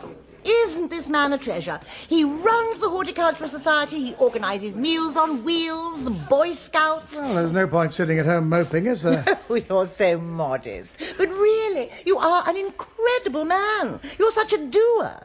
Now, let's sort out these slides then, shall we? You're very kind, Mrs. Fortune, but really, I'm just an ordinary man. Wonderfully flamboyant character, Mary. James, that woman snares men the way a Venus flytrap snares insects. Look at the way she's flirting with Bernard Halitosis breath. She's just rather vivacious, that's all. She collects men like little potted seedlings. Probably keeps them in her greenhouse with a name tag on their ankles. Beware, my lord of jealousy. It is the green-eyed monster that doth mock the meat it feeds on. I am not jealous. Right, I am off to fill my face with chocolate chip cookies. Fine, and I shall go and sit next to someone a little less censorious.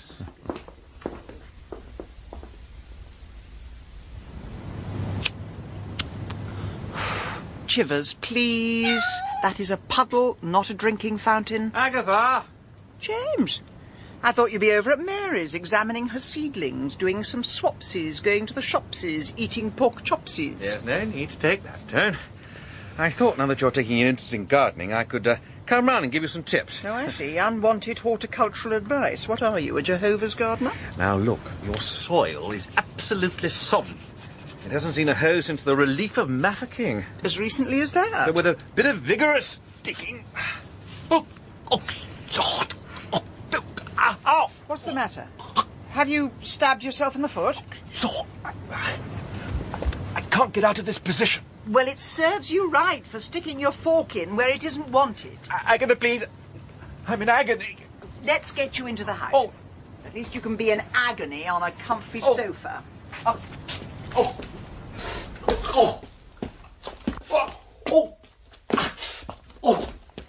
Come on in. Can you sit down? Good Lord, I can hardly lift up my head to see which way I'm... Sorry, going. What exactly is the matter with you? My back's giving me hell. And I've got this lump right here in my abdomen. Let's have a look. It's just here. Take your shirt off. Agatha, I don't think that's really necessary. Well, you don't expect me to examine it by braille, do you? Fair enough. I suppose you're right. Take it right off. Oh, very well. Look. Here it is. It's the size of a golf ball. Do you think it could be a hernia? That's possible. I'm assuming you didn't get peckish on a golf course. Can I have my shirt back, please? Oh, hold on. I'll just get that. Oh, Agatha, Aggie, it's me. Surprise, surprise. Roy, what are you doing here? Well, there's no need to sound quite so underwhelmed. Oh, hello. Good evening. Roy, there is a reason I've got a half-naked man in my living room. I'm sure there is. My name is James. I'm from next door, and my back just gave out, and Agatha was taking a look, and so I Do you think it's lumbago? No, I suppose it could be. I don't think it's... Because I could give you a massage. I'm an absolute whiz at shiatsu. No, thank you. I really must step back to my cottage, house, and, James, let me come with you. No, I think I can manage 45 yards. Ooh. I'll pop round later. There you go. Oh, here's your shirt. Thanks. Right, why didn't you phone to say you were coming? Because someone's been leaving her phone off the hook. Oh, yes. I've been getting abusive phone calls. I kidnapped someone's cleaning lady. It's a long story. Well, it's not as long as the tale of woe that I'm about to tell. Oh, dear. Shall I pour some gin and we can drown our sorrows? Oh, sweetie, there isn't enough gin in the world. So, how are things in PR? I don't do PR anymore. Your Mr. Pedman has given me the old heave-ho. No.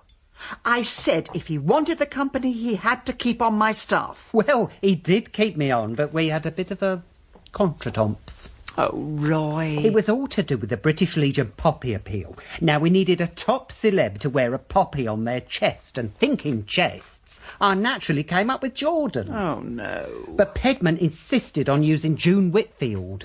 Thank goodness. So, since he didn't understand my vision, I got some photos of his face, put them on the body of a porn star and posted them all over the internet. That is appalling. No, it was quite nice, actually. I printed you out a couple of copies. You really shouldn't have. Oh.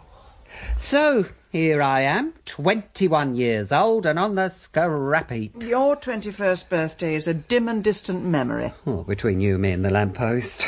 But I'm hoping if I knock a few years off, I won't be on the scrap heap for quite so long.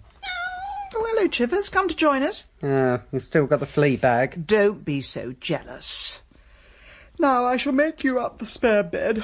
Oh, I need an early night. Oh, something exciting in the morning. The highlight of my humdrum life. Wednesday's the day we put the wheelie bins out. More gin?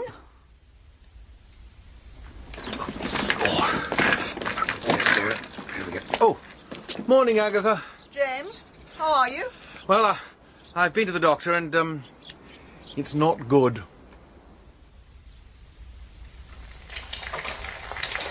Roy, I've got wonderful news. How do you like your sausages? Crisp, charcoal or burnt to a frazzle? Never mind about that. Just listen. James Lacey has a suspected abdominal hernia. And the good news? That is the good news. Oh, abdominal hernia. Oh, bring on the champagne and the dancing girls. No. The point is, in a month's time, we're having the Carsely Garden Festival. We all open our gardens up for charity and vote for our favourite. Oh, one sausage or two? 3, please. Now, James was an absolute dead cert to win, but if he has to give up gardening, I'm in with a chance. Aggie, how can I put this? A garden is a delicate thing. It needs love. It's not like people where you can just shout at them. I can do caring and nurturing. These sausages are vile. No, there's one simple way to win this competition. And that is? Buy everything from a garden centre. Pop there the day before, have everything installed overnight, and hey presto, instant garden. No frost damage, leaf rot, or mealyworm infestation. Aggie, I hate to bring up the past, but don't you remember last year? You cheated in a quiche competition and the judge popped his clogs. Well, that's not going to happen again, is it? The judge isn't likely to nibble my deadly nightshade, is he? Well, there is the small matter of your next-door neighbours. I mean, won't they be a teensy bit suspicious when this magic garden suddenly appears? I thought of that. Tomorrow morning, I'm going to build a 10-foot-high fence. No one will see into the garden for the next 6 weeks except for you and me. Oh, lovely. Checkpoint Charlie comes to the Cotswolds. Now, when can you start? Sorry, start what? You're my horticultural consultant. I mean, you're not working, so I need a 10-foot-high cedar wood fence and an aerial plan of my prize-winning garden. Aggie, I don't know the difference between a herbaceous border and a sebaceous cyst. Right, where's my chequebook? Aggie, I am incorruptible. I will play no part in this web of horticultural iniquity. Will this change your mind? Right. What would you prefer, water feature or decking? Morning, Mrs. Raisin. Ah, Bernard. Mrs. Fortune, come to give me some tips. I'm just wondering if you have planning permission for this alteration. It's only going up until open day. I'm sure it contravenes planning regulations. What do you think, Mary? Well, I really don't see how your plants are going to get any light. Mrs. Fortune, I've worked in public relations, show business really, and we always believe in keeping an audience in suspense. So when the 7th of June arrives, I can promise you something quite spectacular. What a particularly vulgar woman that Mrs. Raisin is. Let's not talk about her, Bernard, darling. You promised to look at my conservatory. Oh, yes, of course. You mentioned that you picked up some interesting propagating techniques in California. Oh, I pick up techniques wherever I go. Goodness. How did you get planning permission for this? I had to pull quite a few strings with the council. Now, Bernard, do take your coat off. It does get rather steamy. There. It's like the Garden of Eden. Why don't you try some fruit? At this time of year? Morello cherry, the first of the season. A little too tart for my liking. Oh, mind you don't get juice down your shirt. Thank you. That's a very powerful humidifier. My seedlings like the atmosphere to be moist. I've never used a humidifier, but I always feel if you can keep consistent atmospheric conditions, then your plants... Has anyone ever told you you're a very attractive man? No. They haven't actually. Well, it's true. You're so boyish, so full of energy. Well, I try to keep fit. I would say I'm every bit as athletic as I was when I was 21. Oh, I'm sure you are. But why don't you show me? Mrs. Fortune. Please, call me Mary. Mary, Mary, quite contrary.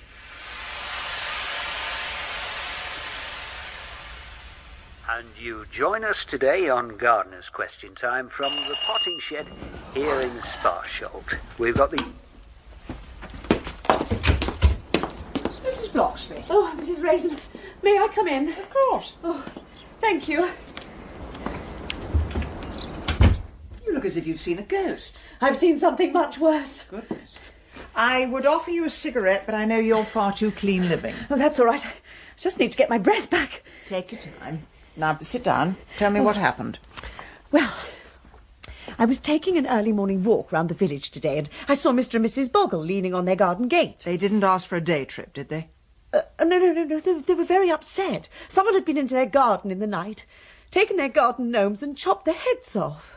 Well, they do live very close to the Red Lion, and it can get a bit rough on a Friday night. Yes, that was my first thought, but then I just popped into James Lacey. James? Yes. He's got some beautiful white roses. He really thought they were prize winners.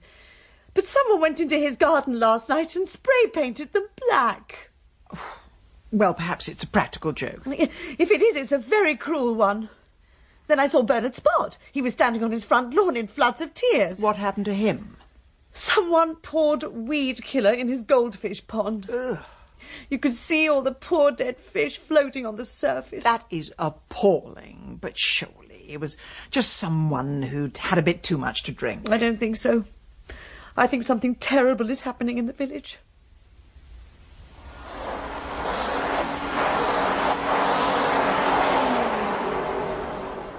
Right, Mrs. Raisin, I've hoovered your carpets and I've dusted all of downstairs. Doris, you are worth your weight in gold. But there's something I wanted to ask you. Far away. Can't I take those Venetian blinds down and give the windows a proper polish? Absolutely not. No one is allowed to see into my garden except my horticultural assistant, Roy. Mrs. Raisin, I don't mean to speak out of turn, but this garden festival, it's only meant to be a bit of fun. Precisely. And if you open your presents 6 weeks before Christmas, that spoils the fun. If you ask me, the whole thing has got out of hand. And now we got some lunatic cutting the heads off innocent garden gnomes. Doris, that's got absolutely nothing to do with me. Oh, no, Mrs. Raisin. No. I wasn't accusing you. Now, I'm not one to gossip, but if I had to lay money on it, I'd go for that Mary Fortune. Doris, that's a terrible thing to say. Do go on. Well, she's one of those people, all nice and smiley on the outside, but you look at her face. There's something there you can't quite trust. Well, the surgeons did their best, but they couldn't remove all traces of personality. Surgeons? What are you talking about? Didn't you know? When she was in California, she had a bit of a nip and tuck. That woman's never been to California in her life. Before she came here, she was living in Solihull. Solihull, my word. Doesn't have quite the same ring as Beverly Hills. What made her leave? Not that it was much of a wrench. Well, she had a very nasty divorce, my dear. Husband left her for someone half her age. The usual empty-headed bimbo, I suppose? Actually, no. It was a pizza delivery boy from Wolverhampton. If you ask me, that's why she's quite so keen on chasing men. Just so she knows she can still work her old charms on them. Doris, would you mind getting that, please? Will do. Afternoon, Doris. Mrs. Raisin about? Oh, Constable Wong. Yes, I'll just give her a call. Mrs. Raisin, police gentleman for you. Ah, the old Bill. Or rather, the young Bill. Doris, can you do the back bedroom, please? Yes, Mrs. Raisin. Come in, Bill, please. Thank you. What have I done now? Nothing, I hope. But what with all this vandalism, I'm having to look in everyone's back garden. Bill, it's really not convenient. I'm doing a lot of work. I cannot show favouritism. So if you could just open your back door, please. Can you keep a secret? That depends on how wicked this secret might be. Well, you're about to find out.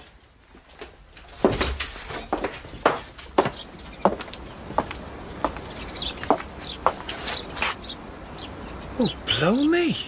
Someone's stolen your garden. I've been doing a bit of digging. Chivers, get out of the mud. There's nothing left. It's like the craters of the moon. Well, it isn't finished yet. I should hope not. You won't win any prizes with this. We don't go for avant-garde in the Cotswolds. Well, I was going to add a few things. I'm sending a lorry down to the garden centre the night before the competition. Oh, no. She's gone back to the dark side. Well, it's not the worst thing in the world. I am gardening. I'm just using a credit card instead of a trowel. Agatha, what is it with you? Just when you seem to be settling in, just when you seem to be part of the scenery, you have to pull off a stunt like this to get one over on people. Bill, I try to do things properly. I bake little cakes, I take old people for rides in the countryside, but something in me just needs to win things. Oh, well, at least I can tell the boss you haven't got the Buggles gnomes. In this great big pit, there's no way you could hide them.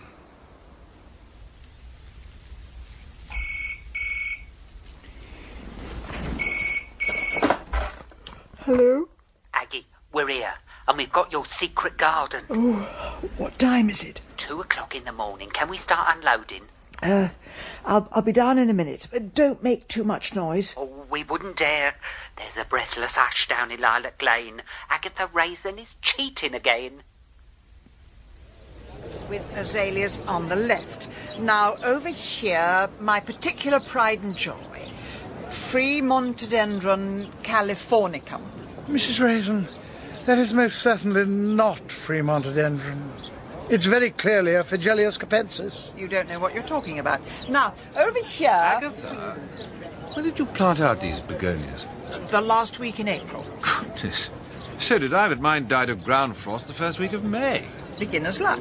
Now, over here, a lovely example of hydrangea. Hydrangea? Hydrangeas have veins on their leaves, and the flowers are in clusters. This is, in fact, a Robinia pseudoacacia called Frisia. Anyone like some tea? Oh, Mrs. Raisin, what a beautiful garden. It's like something from a fairy tale. Indeed it is, quite beyond belief. Oh, hello, Bernard. Oh, Mr. Lacey, how was your operation? Went rather well, but it'll be a long time before I do any weightlifting. Has anyone seen Mrs. Fortune? She put so much effort into her garden. I thought she'd be doing the rounds. Haven't seen her for weeks. Well, let's pop round, shall we, Bernard? Thank you for rescuing me, Mrs. Bloxby. Well, I was coming up the garden path, and Mr. Spot did seem to be going for your jugular somewhat. Well, he's noticed quite a lot of this garden didn't actually grow here. Old habits die hard, Mrs. Raisin. I'm off to Mary's now. Congratulate her on winning first prize.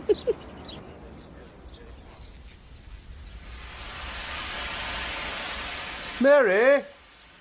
Mary? Mr. Lacey, I really feel we should come back later. This is somebody else's property. Bernard, look around. Someone's been here before us. How'd you come to that conclusion? For God's sake, look. These plants look as though they've been hacked up with a machete. Well, I won't win any prizes for topiary, but I really feel it's none of our business. Here she comes now. Oh, Mary. Oh. It's you. Thank you, James. I do like a nice warm welcome. What happened here? Looks as if our mysterious garden vandal has struck again. James, what's in that terracotta pot? Judging by the shape, it's some variety of palm. Dicksonia fibrosa? But why has she wrapped it up in a bin liner? I really feel we should leave now and put the matter in the hands of the police. I'm going to open it. Oh, no. Agatha, please don't. It's Mary.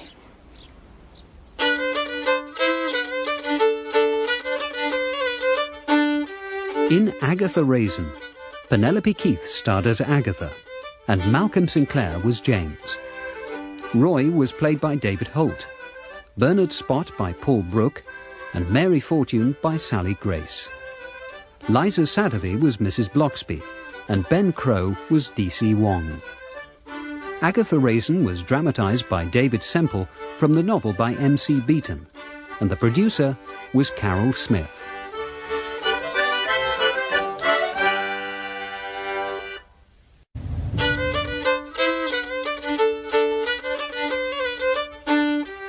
Agatha Raisin by M.C. Beaton.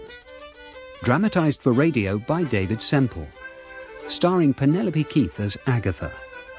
Episode 4. The Gardener's Legacy.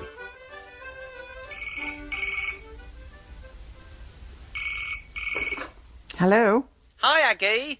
Just calling to ask how you got on at the garden festival. Oh, Roy. Well, were they wowed by your wisteria? Did your peonies win prizes? Did your nasturtiums knock 'em dead? You've been practising that all week, haven't you? It's a gift. Well, the garden festival didn't go exactly as planned. Do you remember Mary Fortune, the woman with the Gucci shoes and the matching facelift? Oh, yes, I remember her. She reminded me of the Scream by Edvard Munch. She's dead. No. James and I found the body. Whoever killed her wrapped her up in a bin liner, buried her head in a terracotta pot and tied her ankles to a hanging basket. That's awful. Anyway, how did you do in the competition? Roy, did you hear what I just said? A woman was killed. Whether I won any prizes or not isn't really relevant. You came second then. Thanks to you, I was disqualified. Oh, Aggie, what happened? Did they see the van from the garden centre? Those little labels you put on, Fremontodendron rhubarbia or whatever, they were all attached to the wrong plants. Now, that's not my fault. I told Gary to put them on from left to right. It was all written on a piece of paper. Well, it doesn't matter anymore, does it? Are you still coming up this weekend? Well, I'm not sure. Every time I visit, someone seems to drop down dead. Yes, well, it's a small village. It's not likely to happen every week. Yeah, fair enough. Well, in that case, I shall be round on Friday with a chocolate fudge cake and a bottle of Bombay Sapphire.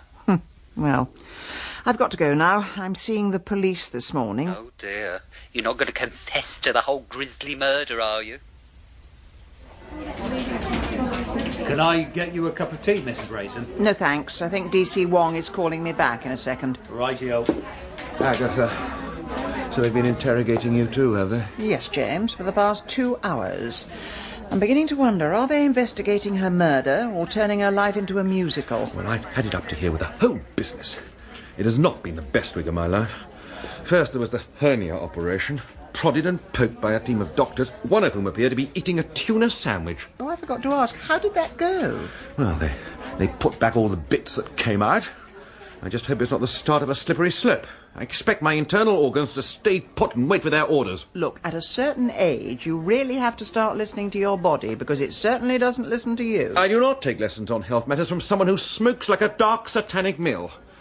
Anyway, all that surgery was nothing compared to the ordeal I've just been through. They didn't throw you down the stairs to get a confession, did they? No, I could handle that. But I've been asked the most impertinent questions by young men who do not appear to have started shaving yet. Don't tell me the policemen seem much younger these days. Everyone looks younger these days.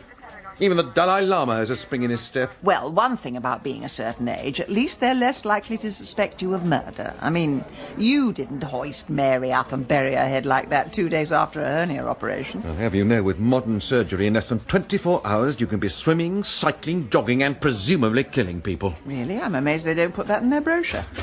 Right, you two, would you both come down to my office, please? Oh, dear. I think this is the bit where he tells us to keep out of this investigation. And leave it to people who've only just given up their paper rods.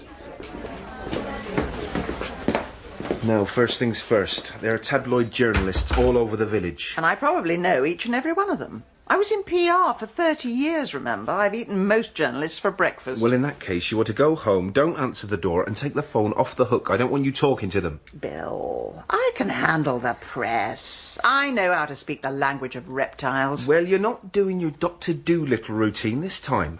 I do not want to read according to James Lacey, or according to Mrs. Raisin, or according to an unnamed source with a cat named Chivers. Now, hold on.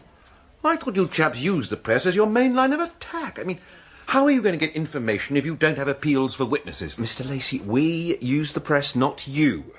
That way we can control it, and any dangerous rumours get knocked on the head. With respect, Bill, you have as much control of the press as David Attenborough has over herds of rampaging wildebeest. Phone call for you, Bill. Whoever it is, tell him I'll talk to him later. Righto. And another thing. Yes? I do not want you two sticking your noses in. Whoever did this is extremely dangerous. Well, whoever did this is unlikely to live in this village. I mean, the killer picked her up like a sack of potatoes. I can't visualise someone from the Carsely Lady Society doing that. Mrs. Mason could probably manage it. We are currently following all lines of inquiry. And until this case is solved, you are not to talk to anyone about it. Understood? Yes, I think that's a reasonable request. Agatha? My lips are sealed. I'm glad to hear it. In the past, I've been very grateful for your help, but this time Bill, it's the Chief Constable on the line, and he really won't hold. All right, you two. I'll just be a second. Right, James. Who shall we talk to first? Well, Bernard Spott seems quite promising. I mean, he was rather close to Mary. I want to save him for later. How about the Boggles? What about the coffee shop? You read my letter? Oh, Liza. Look who's here. Oh, it's you two, is it? I'm watching Neighbours on the telly, so you'll just have to wait. I don't expect tea nor coffee neither. I've got better things to do with my pension. We just wanted to talk. I said I'm watching Neighbours. Going on around here, and I don't like it. Right, that's it. That's done. No more rubbish. We were hoping to talk to you about the late Mary Fortune. Mary Fortune. trollop. Tart. But I thought Mary took you for trips in the countryside. Oh, well, she did once. But the second time she come round here and I said I wanted to go to Bristol to look at the ships, didn't I, Boggle? Yes. She said it were too far, and I said, didn't I, Boggle, that it was her duty to help the old get about? Not all of us had money to go gallivanting about in large cars. And what did Mary say to that? That painted hussy had the cheek to say we should be in an old folks' home. I mean, did you ever hear the like? So I told her to get out and take her trollopy ways with her. Yes, you told her. You certainly told her. Is there any chance of opening the window? I'm boiling in here. It's like being in a greenhouse. No, you can't open a window. I'm not going to freeze to death for the likes of you. Now, where was I? Oh, yes. Next thing I know, all our garden gnomes have had their heads chopped off. And there's no doubt in my mind who did the chopping. Well, that seems very strange behaviour for a middle-aged woman. Oh, you would take her side now, wouldn't you? I think it was disgraceful the way you two carried on. I mean, in my day, we got married before there was any of that. Right. Thank you for your help. But it suddenly got much too hot in here. When are you going to take us out again, Mrs. Raisin? We had a lovely trip last time. Sorry, my car's out of service. Oh, can't you get it fixed? No. The only mechanic who was qualified has moved to Kuala Lumpur, so afraid not. Oh, dear. Come on, James. Goodbye. Hey, hang on, why don't you take it? Life is far too short to be nice to old people. Really, Agatha. Now, about Mary. Oh, yes. And Mrs. Boggle started talking about you two. I thought I was going to have to hose you down. Well, she was just a friend, but one night she did invite me back to her conservatory. I see. And did you exchange seedlings? Well, it was a moment of midsummer madness. Sorry. I don't know why you're apologising. It's not as if I'm jealous or anything. Oh, good. Oh, excellent. Well done. Right. Well, I think we should visit Bernard's spot. The Boggles had their gnomes decapitated. He had his fish poisoned. There has to be a link. It's going to be a bit tricky to pull that one off. I mean, D.C. Wong is rather expecting us to go home and keep our noses clean. We don't have to tell him. Yes, but if Bernard is being besieged by the massed ranks of Fleet Street's grubbiest, what happens if we get photographed on his doorstep? There's one surefire way to make sure you never get your picture in the papers. What's that then? Join the Liberal Democrats? No. Close your eyes. No picture editor will ever use a photo where the subject has their eyes shut. It looks terrible. Oh, so we make our way there by braille, then, do we? Exactly. Eyes shut, and try not to step on the reptiles.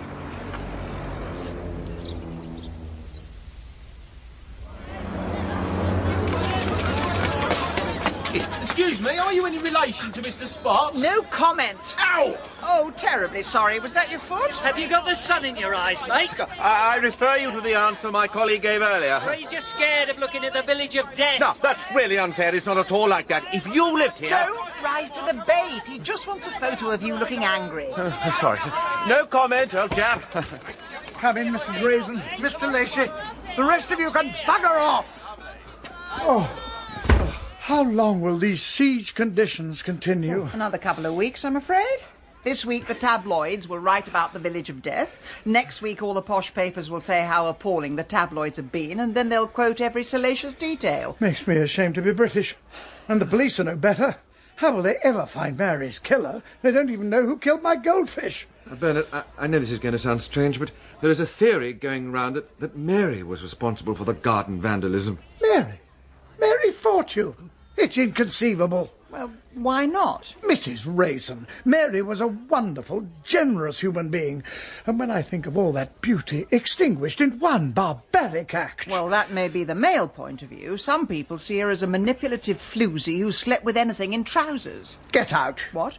Get out of my house. I was just making conversation. Well, may I suggest you offer your crackpot theories to the police? Well, I thought you said the police were no use. I'm prepared to be interviewed by the police. I consider it one of the more unpleasant duties of being a British subject. When it comes to the likes of you two, it seems like vulgar curiosity. Oh, Bernard, we're not doing this for ourselves. We're doing it for Mary. Do you mind? I have a Boy Scouts jamboree to organise. Kindly leave me to get ready. Well, what do you expect from a geriatric scoutmaster? Agatha, have you ever considered a career as an international diplomat? With your skills as a peacemaker, the world will be plunged into Armageddon within seconds. Eyes closed, James. Don't let the reptiles see you. I mean, how did you work in PR so long without anybody hitting you? Usually I hit them first. Come on, you two. A joke's a joke. How about a nice picture? Oh, hey!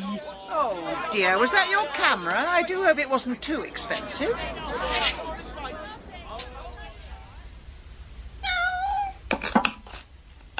There you go, Chivers. I know I've been ignoring you, and yes, I am trying to fob you off with food, but it is that rather nice turkey with a little bit of jelly in it. Is it all right if I stay for a bit?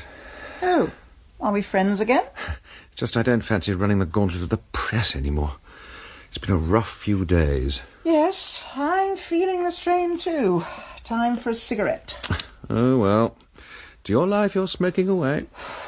Do you have to be so sanctimonious? The VAT on my cigarettes pays for every hospital in Britain. Though I suppose you don't approve of dialysis machines, CAT scans, children's wards. Oh, don't answer it, James. That'll be a tabloid newspaper wanting us to pose with a terracotta pot and a length of rope. Oh, yes, some dreadful rag. Oh, probably the Guardian.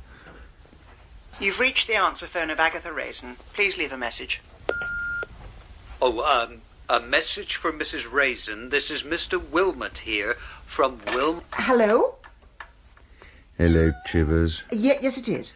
You're a clever old cat, aren't you? Oh, yes. Who do you think murdered Mary Fortune? Well, what's that got to do with me? Was it strange old Bernard? Did she really? Nasty Mr. Boggle? Well, when can I come round? His evil wife? Right, I'll be there this afternoon. Or none of the above? I'll see you later. Bye. Who was that, then? Wrong number. That was Mary's solicitors. Apparently she's left me something in her will. Oh, you too? What? She left me something as well. I got the message this morning. Really? And when were you going to tell me? Well, to be honest, I found it a little difficult. I wasn't sure if you'd be jealous. Jealous? Me? Yes, you. I am old enough and ugly enough to accept that Mary had a thing for you. After all, you are her type. What does that mean? You wear trousers and you got a pulse. Oh, I see. So that's why women queue up outside my door with homemade cakes. That's why I can't get my book written because of constant interruptions from the Carsely Ladies' Society. It's because I have a pulse, is it? Well, it gives you the edge over most of their husbands. Yes, I suppose men are a bit of an endangered species in the Cotswolds. At least I shall never want for a Victoria sponge. So let's go and see what your last fondant fancy left for you. And more to the point, what she's left me. Ah, there you are. Take a seat, please, Mr. Lacey, Mrs. Raisin. Thank you. Now, you will understand that I'm duty-bound to read the exact words that Mary used in her last will and testament. Certainly, yes. Although some of these words are calculated to wound. Fire away. I've probably heard worse. Very well. To Mrs. Agatha Raisin of 10 Lilac Lane, Carsely, Gloucestershire, I leave the sum of £5,000. This is to pay for a tummy tuck and a much-needed course of Botox. Oh, I'm being bitched from beyond the grave, am I? Would you like me to continue? Yes, please do, by all means. To James Lacey of 8 Lilac Lane, I leave £5,000 for services rendered, although these services were not really worth that much.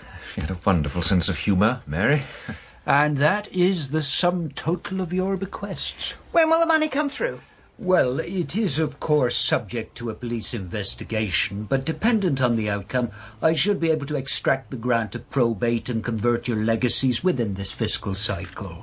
Before you become a solicitor, do you need a degree in gobbledygook? Mrs. Raisin, you will have your money all in good time. Of course, I was forgetting.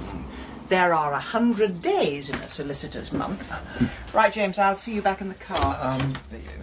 Please don't be offended by Mrs. Raisin, and thank you for reading it all with such a straight face.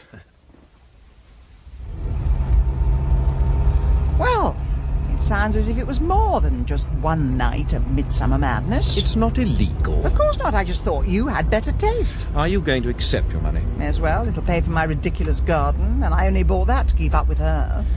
Well, where do we go from here? Left at the light, straight past Mr. Wu's heavenly pagoda, and then we're in the village. No, I mean with the murder investigation. Oh. Whoever killed Mary must have had incredible strength, which rules out 99% of the village. We really aren't getting anywhere, are we? Well, do you have any bright ideas? No, I mean the traffic. We're gridlocked. Oh, yes, it's the Boy Scouts Jamboree. You remember Bernard Spot's little extravaganza? So what's all that scaffolding on the village green? Let's get out and have a look. Come on, boys. Hoist yourselves up. Just your forearms. Don't use your whole body.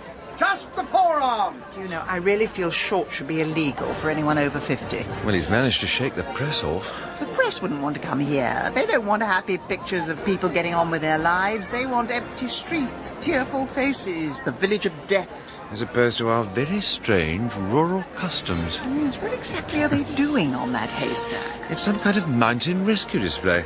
They're picking each other up with ropes and pulleys. How useful. Once they've learned to do that, they can break into upstairs windows. Oh, don't be such a killjoy. It's amazing how much weight one Boy Scout can carry. What did Archimedes say? If I had a big enough lever, I could lift the world. Or, if I had a rope and pulley system, I could pick up a heavy corpse. Well done, boys. Thank you, ladies and gentlemen. The next display will be at 5 o'clock sharp. Should we go to the police? Not yet. Let's pop round to Bernard's garden.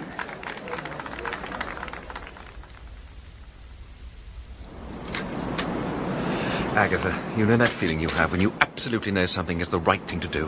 Yes. Well, I'm definitely not having that now. In fact, I'm feeling quite the opposite. If you don't want to help, you can go home. I'm sure you've got a crossword puzzle to solve. Good idea. The only thing in my life that still makes some kind of sense. Go on, then. No, I couldn't go home. I'm not having your death on my conscience. I am perfectly safe. Bernard is half a mile away teaching Boy Scouts how to be cat burglars. Well, what are we looking for? I don't know. Rope, weed killer, sharp implements. Good grief, Agatha. You could arrest all of Carsely for possession of those. And please don't disturb the fish. Looks as though he's got some new ones. Aren't they the most boring pets in the world? Do you like goldfish? Actually, I do. Although I prefer koi, which is what these are. Do you have to be so pernickety? The correct word is pedantic. Give me strength. James, what are those? Oh, by the pond? Tiny little headstones, look. Must be some sort of pet cemetery. In loving memory of Judith Victoria, who was taken far too soon. Must have been a cat or a dog or something. I'm going in the shed. Agatha, no, you really mustn't. I absolutely forbid you. And what fiendish item are you hoping to find in there? Trowel. I want to know what's buried here. Now this time you really are going too far. I insist that you stop.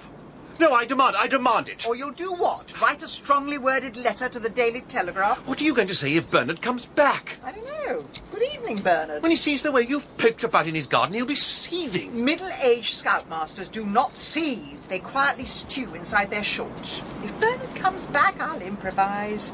I always get away with it. I know you do. That's because you always have people around to help pick up the pieces. I think I've reached something. Agatha, it's going to be a Jack Russell or a cat. No, it isn't. It's smaller, about the size of a fish. In my opinion, anyone who builds a graveyard for fish is not quite the full shilling. It's a bit of a sweeping statement. Right, open the box. It is a fish. To a normal person, it's a fish. To Bernard, it's dearly beloved Judith Victoria. What are you doing with Judith Victoria? Why have you desecrated her grave? Bernard, thank goodness we found you. We just wanted to warn you that the police are onto you. They tested the rope that hanged Mary, and they've traced it back to you. They couldn't have done. It was the Scout's rope. Oh, dear. I think you've just given yourself away, old chap. The world's better off without that woman. And her sneering. And her lies. She led me on, you know. She told me to come and see her. In her conservatory. You weren't the first man to visit her conservatory. We used to spend many happy evenings there, discussing leaf mould and pest control. And then she told me that she'd broken up with her lover.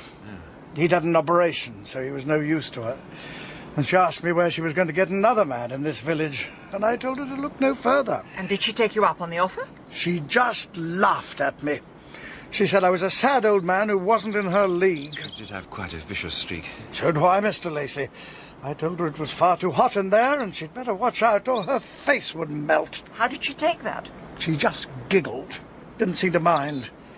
But that night, she crept into my garden, poured weed killer all over my beautiful, innocent fish. Take your time, Bernard. Take your time. She didn't know I'd seen her, but I did. A very light sleeper. So what did you do? I did nothing. I'm a gardener, Mrs. Raisin, and the one thing you need more than anything else is patience. Next time I saw her, she was friendly with me, as if nothing had happened. She carried on giving lectures to the Horticultural Society. I carried on exchanging cuttings with her, and eventually she started inviting me back to her conservatory. But how did you do the deed, Bernard? It wasn't rocket science. We sometimes enjoyed a glass of brandy of an evening, and I told her that when I was in the Navy, I could polish off a whole glass in one gulp. But I didn't think a woman would ever be able to manage that. Well, if there was one thing Mary liked, it was a challenge. Only, it wasn't brandy, was it? Some of it was. The rest was weed killer. And she downed it in one. Surely she tasted it. She must have put up a fight. She struggled for a few minutes, but it wasn't hard to restrain her, like holding down an inflatable doll. Bernard, it's a very good thing that you've told us this, and I think it would be better in the long term if you went and told the police, now. Oh, the police. Thank you. Yes, I've got a lot to do before they get here. What are you talking about? Well, I'm just going to brush my hair. My photograph will be in all the newspapers. Typical. I couldn't get them to come to the jamboree, but they'll be swarming all over my doorstep any minute now. James, what are we going to do? We wait here till he comes back. Are you mad? He could have gone to get a gun. And there's nothing more likely to make him pull the trigger than the sight of us running down the garden path. I'm phoning the police. Oh, we're quite safe. He's in the kitchen combing his hair. Bill, it's Agatha. In Bernard Spot's back garden. He's just confessed to the murder. He's gone inside. Right. What does he say? He says we're to get out of the garden immediately. Really? I'd rather stay here. I'm a bit concerned about old Bernard. James, what's got into you? I thought I was the headstrong one. He's just been pottering about in the kitchen. He had a glass of water, and then he disappeared. Are you sure it was a glass of water? Oh, Lord! Bernard? Bernard! James, can you do first aid? I was in the army for 30 years. Weed killer. I should have guessed. There's not much I can do here, Agatha. Well, pick him up. Make him walk up and down. That only works in films, I'm afraid. And I don't think anything's going to work now.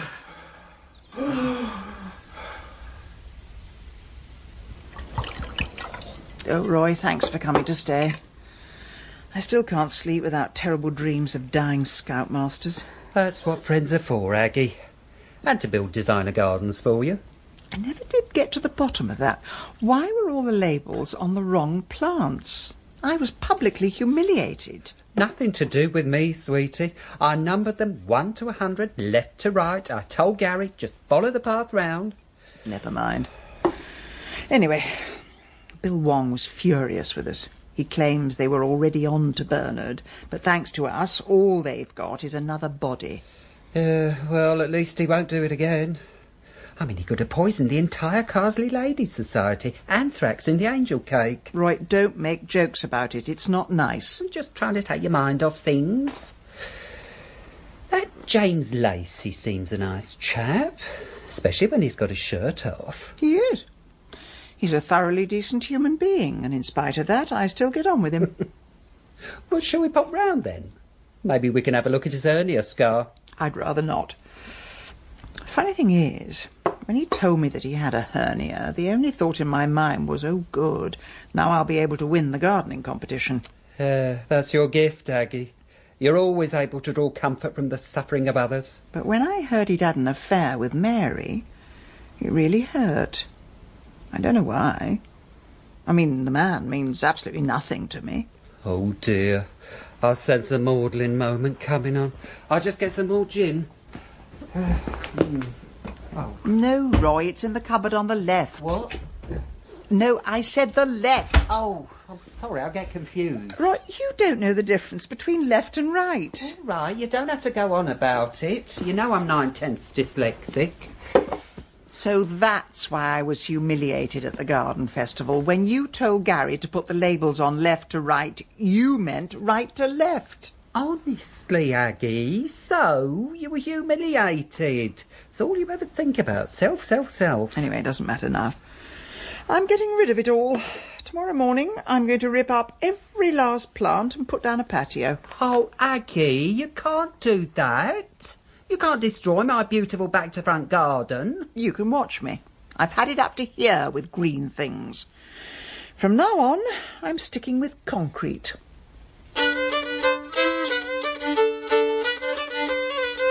In Agatha Raisin, Penelope Keith starred as Agatha, and Malcolm Sinclair was James. Roy was played by David Holt, and Bernard Spott by Paul Brooke. Liza Sadderby was Mrs. Bloxby, and Ben Crow was D.C. Wong. Agatha Raisin was dramatised by David Semple from the novel by M.C. Beaton, and the producer was Carol Smith.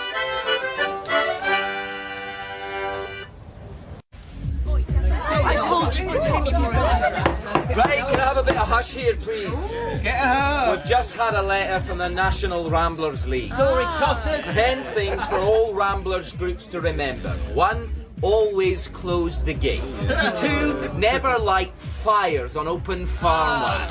Yeah, right, whatever. OK, thank you, Kelvin. I've got something a little bit more interesting. That stuck-up little weasel at the library has finally got me the new Rights of Way map. And it's just as I thought. There is an ancient route straight through Sir Charles Whittaker's land. Yes. Deborah, what are you going to write to old Charlie Moneybags? Yes, thank you, Kelvin and Jessica. Yes, I have written to Sir Charles, and I have now had a reply. Really? And what did the old fascist say? He's invited me round for tea to discuss the matter. Oh, great, with the real life. Oh, lovely. Your tea, Sir Charles, and a selection of sandwiches. Thank you, Gustav. Don't worry, I'll pour. As you wish, sir. Now, Miss Camden. Deborah, please. Well, Deborah, I must say I did enjoy your little letter, but there's one thing that slightly puzzles me. Oh, yes? Why are you quite so keen to walk through the Barfield estate? That will be all, Gustav. Very good, sir.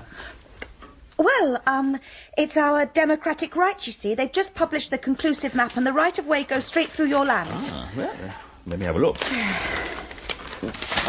Yes. I notice it also goes through the council estate. And are you writing to them to ask if you can march through their gardens? No, I don't think so. Not quite. No. Well, you seem a charming young lady, and I'm very happy for your merry little band to walk through my estate. But there is one condition. Oh, right.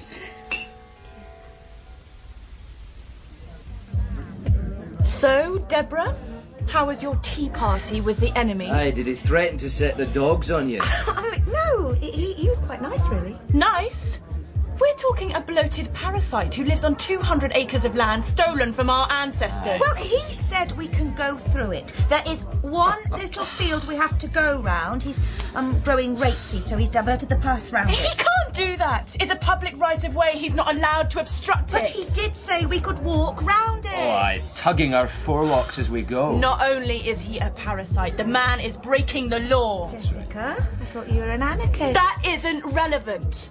Well, if he wants to put barriers in our way, then it's up to us to smash them down.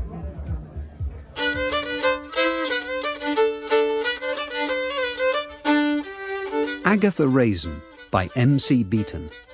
Dramatised for radio by David Semple. Starring Penelope Keith as Agatha. Episode 5. The Walkers of Dembley. Chivers, good girl. Oh, come on. Come on.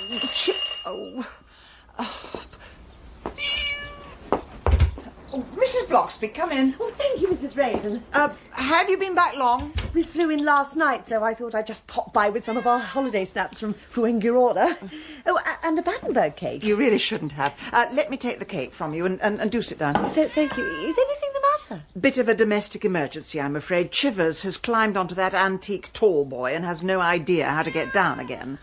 I think she has difficulty reversing. Oh, the poor thing. They never quite lose that panther-like urge to climb, do they? No, but when she gets to the top, she suddenly turns into a scaredy cat. Oh, come on, Chivers. Come on. Oh, poor Chivers, don't be scared. It's not that far. I'm just going to get a stool. Oh, good idea. I don't think she's going to jump without a parachute. Right. Here we go. Oh, Mrs. Raisin, are you all right? I'm fine. The stool is ruined, though. And you managed to make your own way down. Oh, well done. Let me help you with that. Ouch. Ooh. I'm astonished it wouldn't take my weight. Oh, don't worry about it. I'll put the kettle on and slice the Battenberg. Mrs. Bloxby? Yes, dear. Do you think I'm putting on weight? Well, I can't say I've really noticed. Since moving to this village, I've given up work, stress and activity, and I discovered cake, soft furnishings and daytime television. You should join the Carsely Walkers Society. Oh, not another society. No, honestly, this will be much better than the line dancing. It's only been going a couple of months. James Lacey runs it. James Lacey? He never said anything to me. Well, he did put a leaflet through everyone's letterbox. Oh, I see. Those things go straight in the bin. It's really rather good. He's always pointing out fascinating bits of village history. Things Alf and I never knew in spite of all our years here. All right, I'll give it a try. It's either that or the Carsely Porkers Society. Where can I buy some Wellingtons? And over the brow of the hill. Now, the road we just crossed was Wainbody Road. Anybody know what Wainbody means? Yes, Mrs. Bloxby. Is it wane as in to wane or fade away? Not quite. This Wain is Old English for wagon, and Wainbody is where wagons full of bodies were driven to... Gibbet Hill. It goes to Gibbet Hill. Exactly. Well done, Mrs. Raisin. Throughout the 17th century, wagons full of bodies, the enemies of the crown, were taken to Gibbet Hill, where they were hung from gallows or gibbets as an example to the others. I can think of one or two people they should do that to these days. I'm sure you can, Mrs. Boggle. Now, Gibbet Hill is part of the Barfield estate, so it's probably best we walk round it. Is everybody fit? Right. Don't look at us. It's you young'uns always straggling behind. Well then, Mr. Boggle, let's head for the hills. Shall we have a sing-song? Oh, Lord, do we have to? Well, I always think it makes the going a bit easier. All together now. One man went to mow, went to mow a meadow. One man and his dog. Woof, woof. Hey, went to mow a meadow. Two men went to mow, went to mow a meadow. Two men, one man and his dog. Woof. Hey. Oh, my legs! For heaven's sake, you're killing me! Me heart, take me home before I die. Can we stop a minute, please, everybody? You got no respect for your elders tearing off like that. Mr. Boggle, would you like me to take you and your wife home? My car's just down the hill. No, just take us back to the pub. We just need a glass of water. We'll be all right there. All right, and I'll catch up with everyone later. Bye. Bye. Oh, dear. Was it my singing, do you think? Poor Mrs. Bloxby, she's a martyr to the Boggles. Hang on a minute, please. Do you need to catch your breath as well? No, I just need a cigarette. Honestly, Agatha, as a penalty, you can lead the sing-song. Are we all fit? All right. One man went to mow, went to mow a meadow. One man and his dog. Woof, woof. Went to mow a meadow. Two men went to mow. Don't worry, everybody. Just a spot of clay pigeon shooting. It came from Gibbet Hill. It's nothing untoward, Agatha. This is the countryside. People do shoot things. Including other people from time to time. Give me your binoculars. Can you remove the strap from my neck before you grab them? Looks like a diplomatic incident between a farmer and some rather scruffy ramblers. Let me have a look. They were warning shots. Oh, Farmer Giles seems to be throwing his weight around, all 18 stone of it. They're probably having an illegal rave on his land. Nothing like an open mind, is there, Agatha? I'll just pop down and see if I can help smooth things out a little. You're not going on your own. Yes, I am. I think this calls for diplomacy and tact. I can do tactful. I just prefer to do ruthless. Agatha, why don't you stay here and make a daisy chain? You cheeky devil. Right, everyone, I'm off to see what's going on down there. I'll be back in 10 minutes. If they don't use you for target practice. Hello, everybody. What were those gunshots? A little fracas between some ramblers and a farmer. Captain Mannering Lacey has gone to investigate. Oh, that'll be the other Ramblers group, the Walkers of Dembley. Dembley? It's the next village along. We don't really have much to do with them. No, you're not going no further! Take your hands off me! Jessica, please, don't provoke. I can handle this. Good morning. What seems to be the trouble? Oh, look who it is, Lord of the Manor. Actually, my name's James Lacey, a rambler, just like you. Another waste of space, then. You people got no right to be here. This is Sir Charles's land. We have every right to be here, and it's one of the few democratic rights that haven't been snatched away by the power elite that run this country. You tell him, Jessica. Don't you lecture me, young lady. I don't take orders from work-shy layabouts. I am not a layabout. I happen to be deputy head of Dembley School. Well, I feel sorry for them kids, then. All this bickering isn't really helping. Is there a particular reason why these people can't walk through your field? Are you blind? It's full of oilseed rape. I'm not having this lot ruining my crop. Well, there is a path round the edge. But I suppose our working class feet aren't good enough for your path. You're not getting in, and that's final. Look, Jessica, couldn't we just walk around it? I am not letting this capitalist lapdog tell me what to do. Aye. If you won't open the gate, I'm climbing over it. Don't you dare! No, look here. Well, I respect your right to protect your crop. We don't live in the Wild West, and firing a warning shot is strictly illegal. You tell him, pal. And I don't think the Chief Constable would renew your license if he knew what you just done. Don't you threaten me. I am not threatening you. I am pointing out the facts. I very much hope you will let these people pass through your field, and that they will respect you by keeping it tidy. Well, they know what to expect if they don't. Well, it looks as though Action Man Lacey has saved the day. Oh, good. Oh, what's the matter? You appear to be turning into a beetroot. Oh, I really don't like rapeseed. It always makes me sneeze. I mean, it's lovely and gaudy to look at, because a touch of Las Vegas to the Cotswolds. But I do wish I brought my antihistamines. Well, they call the troops. He won't shoot them, and they won't trample on his crop. And you haven't got any bullet holes in you. Thank heavens. Now, how about that quiet walk in the countryside? One man went to mow a meadow. One man went to mow a meadow. Sir Charles, I'm so sorry about what happened. I tried to tell everyone to go round the field, but they insisted that we should... it's not your fault. I'm appalled. I thought my estate manager was high-handed, cavalier, and downright boorish. Well, we weren't exactly angels. At least you didn't wave a gun about.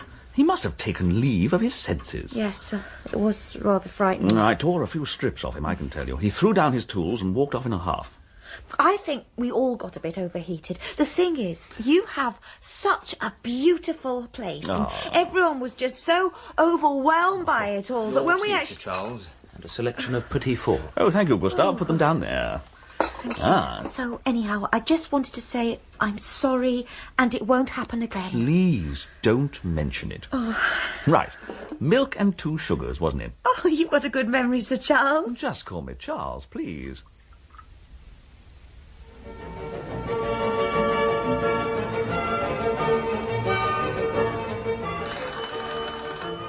Oh, Lord. Who is it now? Hello, Agatha. James, are you busy? Not especially. Come in. Coffee? No, thanks. I've just had one. What are you up to at the moment? Actually, I'm still wrestling with the first chapter of my book. The first chapter? Is that the same first chapter you were wrestling with 6 months ago? Has it really been that long? Well, the Peninsula War did last 6 years, and I'm beginning to think the book will take about twice that. Maybe it's time you waved a white flag and surrendered. Never. Any minute now, inspiration will strike. Though I do realise I've been saying that for 6 months. Have a seat. Are you after anything in particular, or is it just a social call? I wanted to talk about the Walkers' Society. Oh, yes. The one thing in my life that's an unqualified success. Yes, well, I was looking at possible ways to improve it. I mean, would you like some help with the organisation? What organisation? We put on our boots and we walk. That's just it. Would you like me to organise a proper membership structure, a newsletter, an annual subscription fee? A fee? What will we do with the money? You could buy a computer. Have a computer. What do you think I write my book on? Wax tablets? You need a dedicated computer for the group. Why? To store your membership database on. Agatha, I fear this conversation is a long walk leading nowhere. I was only offering to help. I appreciate that, but you must understand that not everybody needs your help. Sometimes the world turns very nicely by itself, and you've got to learn to sit back, relax, and smell the roses. Fine. I'll leave you to your book. And when social services find you slumped over the first paragraph in a year's time, I'll say, poor man, but at least he took time to smell the roses. The point is, Sir Charles thinks that parasites like him own this country and we should be grateful for the crumbs from his table. Exactly. Well, I propose that next Saturday we break into his estate and destroy his precious rapeseed. That's criminal. Well, then it serves him right for setting his estate manager on us and stopping us walking through his fields. Hang on, Jessica. He did let us walk through. Yes. Only because a man with a gun was marching beside us. But Jessica, I've got a letter from Sir Charles here. He says we can visit any time, so long as we make an appointment. We shouldn't need to make appointments. It's our right. Let me see that letter. Give it back, Jessie. You've got his phone number. Look, it's nothing to do with you. You've actually got the old fascist phone number. Look, he's much nicer than you'd expect. He's really not like the other... Well, since none of you have the courage of your convictions, I shall walk across Gibbet Hill on my own. You lot can stay here. It'll soon be time for bingo. Jessica, please don't go. Please don't spoil things. Debbie, why are you standing up for this man? That weekend at the teaching conference, have you forgotten all the things we said and all the things we did? What happened in Scarborough was a mistake. I don't want to talk about it anymore. Fine. I'm off to Barfield House. And I'm prepared this time. I've got wire cutters. Oh, Jessica, no.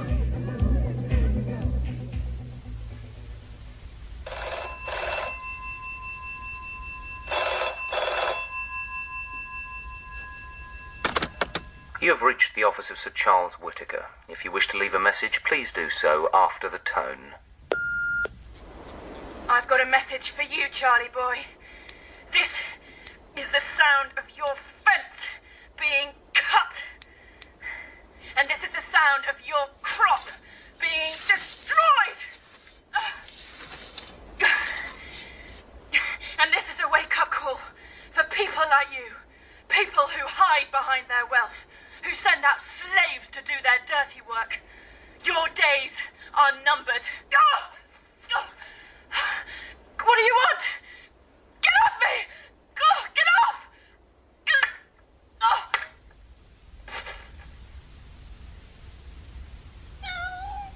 There you are, Chivers. Half a tub of cottage cheese.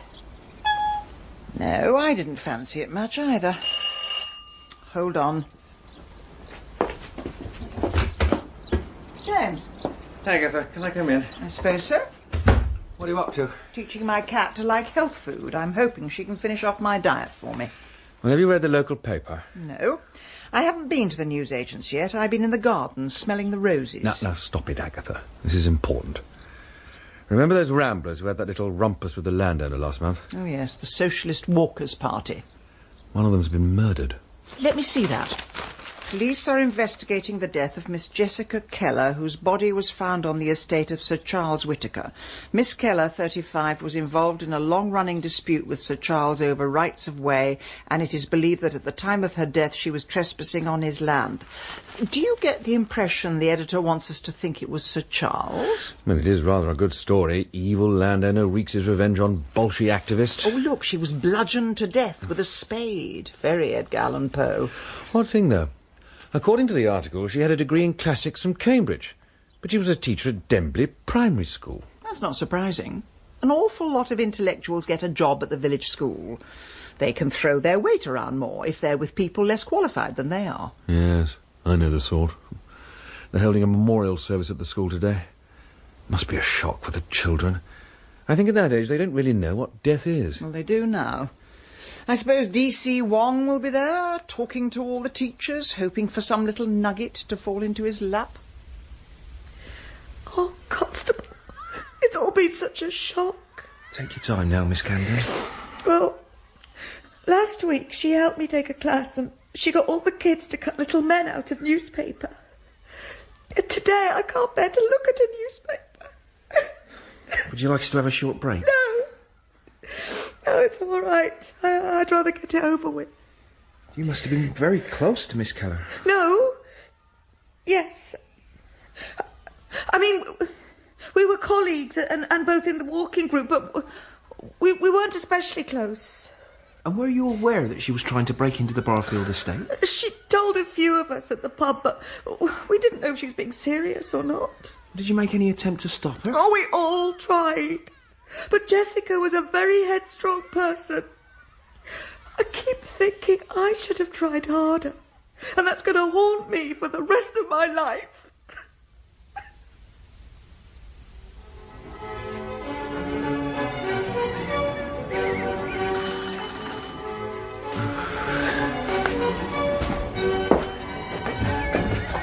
Agatha, you really should install a connecting door between our houses. We seem to be popping in and out all day. I've got something rather interesting. Yes, hold on, just a moment.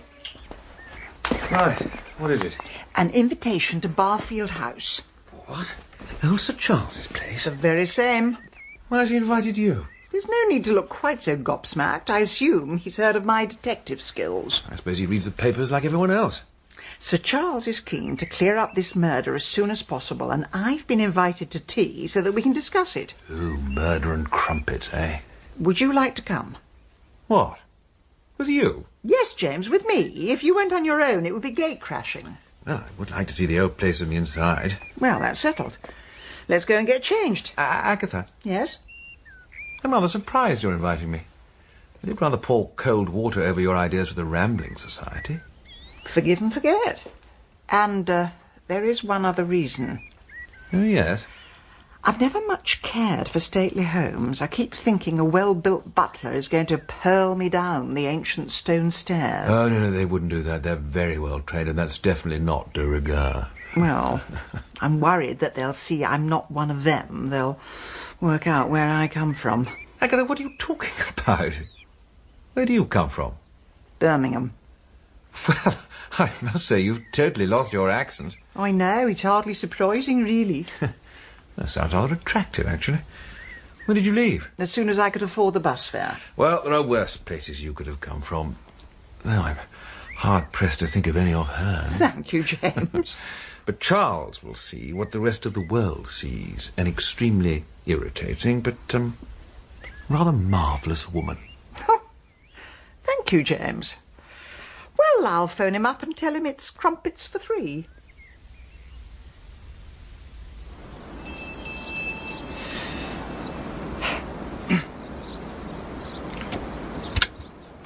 Good afternoon. My name is Colonel... If you would be so kind as to use the tradesman's entrance. It's at the rear of the house. Actually, we're invited to tea. Mrs. Raisin and Colonel Lacey. I will see if Sir Charles is available. I think the butler did it. Unfortunately, we do need to look at the evidence. When I ran my PR company, we didn't bother with evidence. We had instinct. We turned edible underwear into a worldwide bestseller. And you don't do that by looking at the evidence. Butler's taking his time. He's probably gone to set the dogs on us. I told you he'd see straight through me. Oh, now stop the Pygmalion act. I think he's in the hall. Let's listen. They are just outside. A gentleman and, for want of a better word, a lady. I don't know if they're journalists or photographers or just trying their luck. Gustav, what are their names? Mrs. Sultana or some such. Good God, man, I invited the woman. My dear Mrs. Raisin, we meet at last, and you must be Colonel Lacey. How do you do? I'm very well, all things considered. Do come in, please. Thank you. Now, if you'd like to come through to the drawing room. Gustav, some tea and scones for our guests, please. Very good, sir. I must apologise profusely for Gustav. We have been somewhat plagued by what I believe are called paparazzi. One or two of them have tried to inveigle their way into the house. Well, then I can understand why he's on edge. In any case, he does see it as his duty to frighten off the outside world. Really, a Rottweiler would be cheaper and better looking. Well, shall we sit by the window? Gives us a clear view towards Gibbet Hill. Thank you. Before we go any further, I'd like to know why you invited me. Because you're the famous Agatha Raisin. Am I? And when did I become famous? When you spend as much time as I do on the internet, looking at local news and gossip, you notice some names crop up more than others. Agatha is rapidly becoming a village institution, solving murders and cheating her way to victory in competitions. Well, I find myself in need of your services, Mrs. Raisin. As you know, there was a murder on my land last weekend. I was in London and have several witnesses, all of whom have been interviewed by the police. Good. I can check that out with my police sources. No, you don't do things by halves, do you? Anyway, I know I didn't do it, and the police know I didn't, but there will always be a suspicion that it was my staff, possibly acting on my orders. Well, the papers do seem to be hinting at that. Indeed. So, I would like to employ you both as private detectives. Oh. Your job will be to clear my name. I thought our job would be to find out the truth. You'll find the two things aren't mutually exclusive. I'd like to take some photographs of the field where the murder took place. Well, the police have cordoned it off for the moment. They've put up a huge tent. Looks as if the circus has come to town. Have they found the murder weapon? Yes. It was a shovel, belonging to my estate manager, but any fingerprints were washed off in the rain. How did the killer get hold of it? 2 weeks ago, my estate manager had a bit of an altercation with some ramblers. He became extremely abusive, and when I went out to reprimand him later, he threw down his shovel and stormed off. Mr. Charles, I was involved in that little skirmish. I tried to make peace between the ramblers and your estate manager. Oh, good heavens, was that you? Yes. Oh, Deborah told me about that. Oh, this is good news. This is very good news. Gone, Sir Charles. Thank you, Gustav. Anyway, I'm keen to know more about the woman who was killed. And by the looks of things, you've already won the trust of some of her friends. I hardly said a word to them. No, but they think you're on their side. Now, here's my plan. I have a flat in Dembley, little pied-à-terre, and I propose that the two of you move in for a few days and try to get to know the Walkers a little better. Won't we look a bit like undercover police officers moving in just after the murder? Oh, you'll have to spin a yarn about why you're there. I think you should pretend to be a married couple. Maybe on holiday. Let's say it's your golden wedding anniversary. I don't think we've quite reached gold yet. Oh, sorry. Silver, I mean. Do you think you could pull that off? Well, I really don't know. I've never been married before. You won't have to do anything beyond the call of duty, old boy. Have I whetted your appetites? Well, it's close enough to home. At least I can pop back and feed the cat. I can do with a bit of a break from the Peninsular War. And did you say something about money? Yeah, I'll go and get my checkbook. Well, this is a turn-up for the books. Our first paid murder investigation. Are you excited? No, I just take it in my stride. A brand new murder. And a brand new marriage.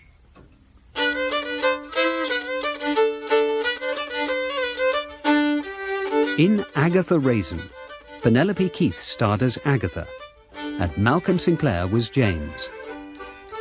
Mrs. Bloxby was played by Liza Sadaby, and D.C. Wong by Ben Crow. With Rachel Atkins as Deborah, David Holt as Mr. Boggle, Philip Fox as Sir Charles, Alice Hart as Jessica, and Bertie Carvel as Kelvin. Agatha Raisin was dramatised by David Semple from the novel by M.C. Beaton, and the producer was Carol Smith.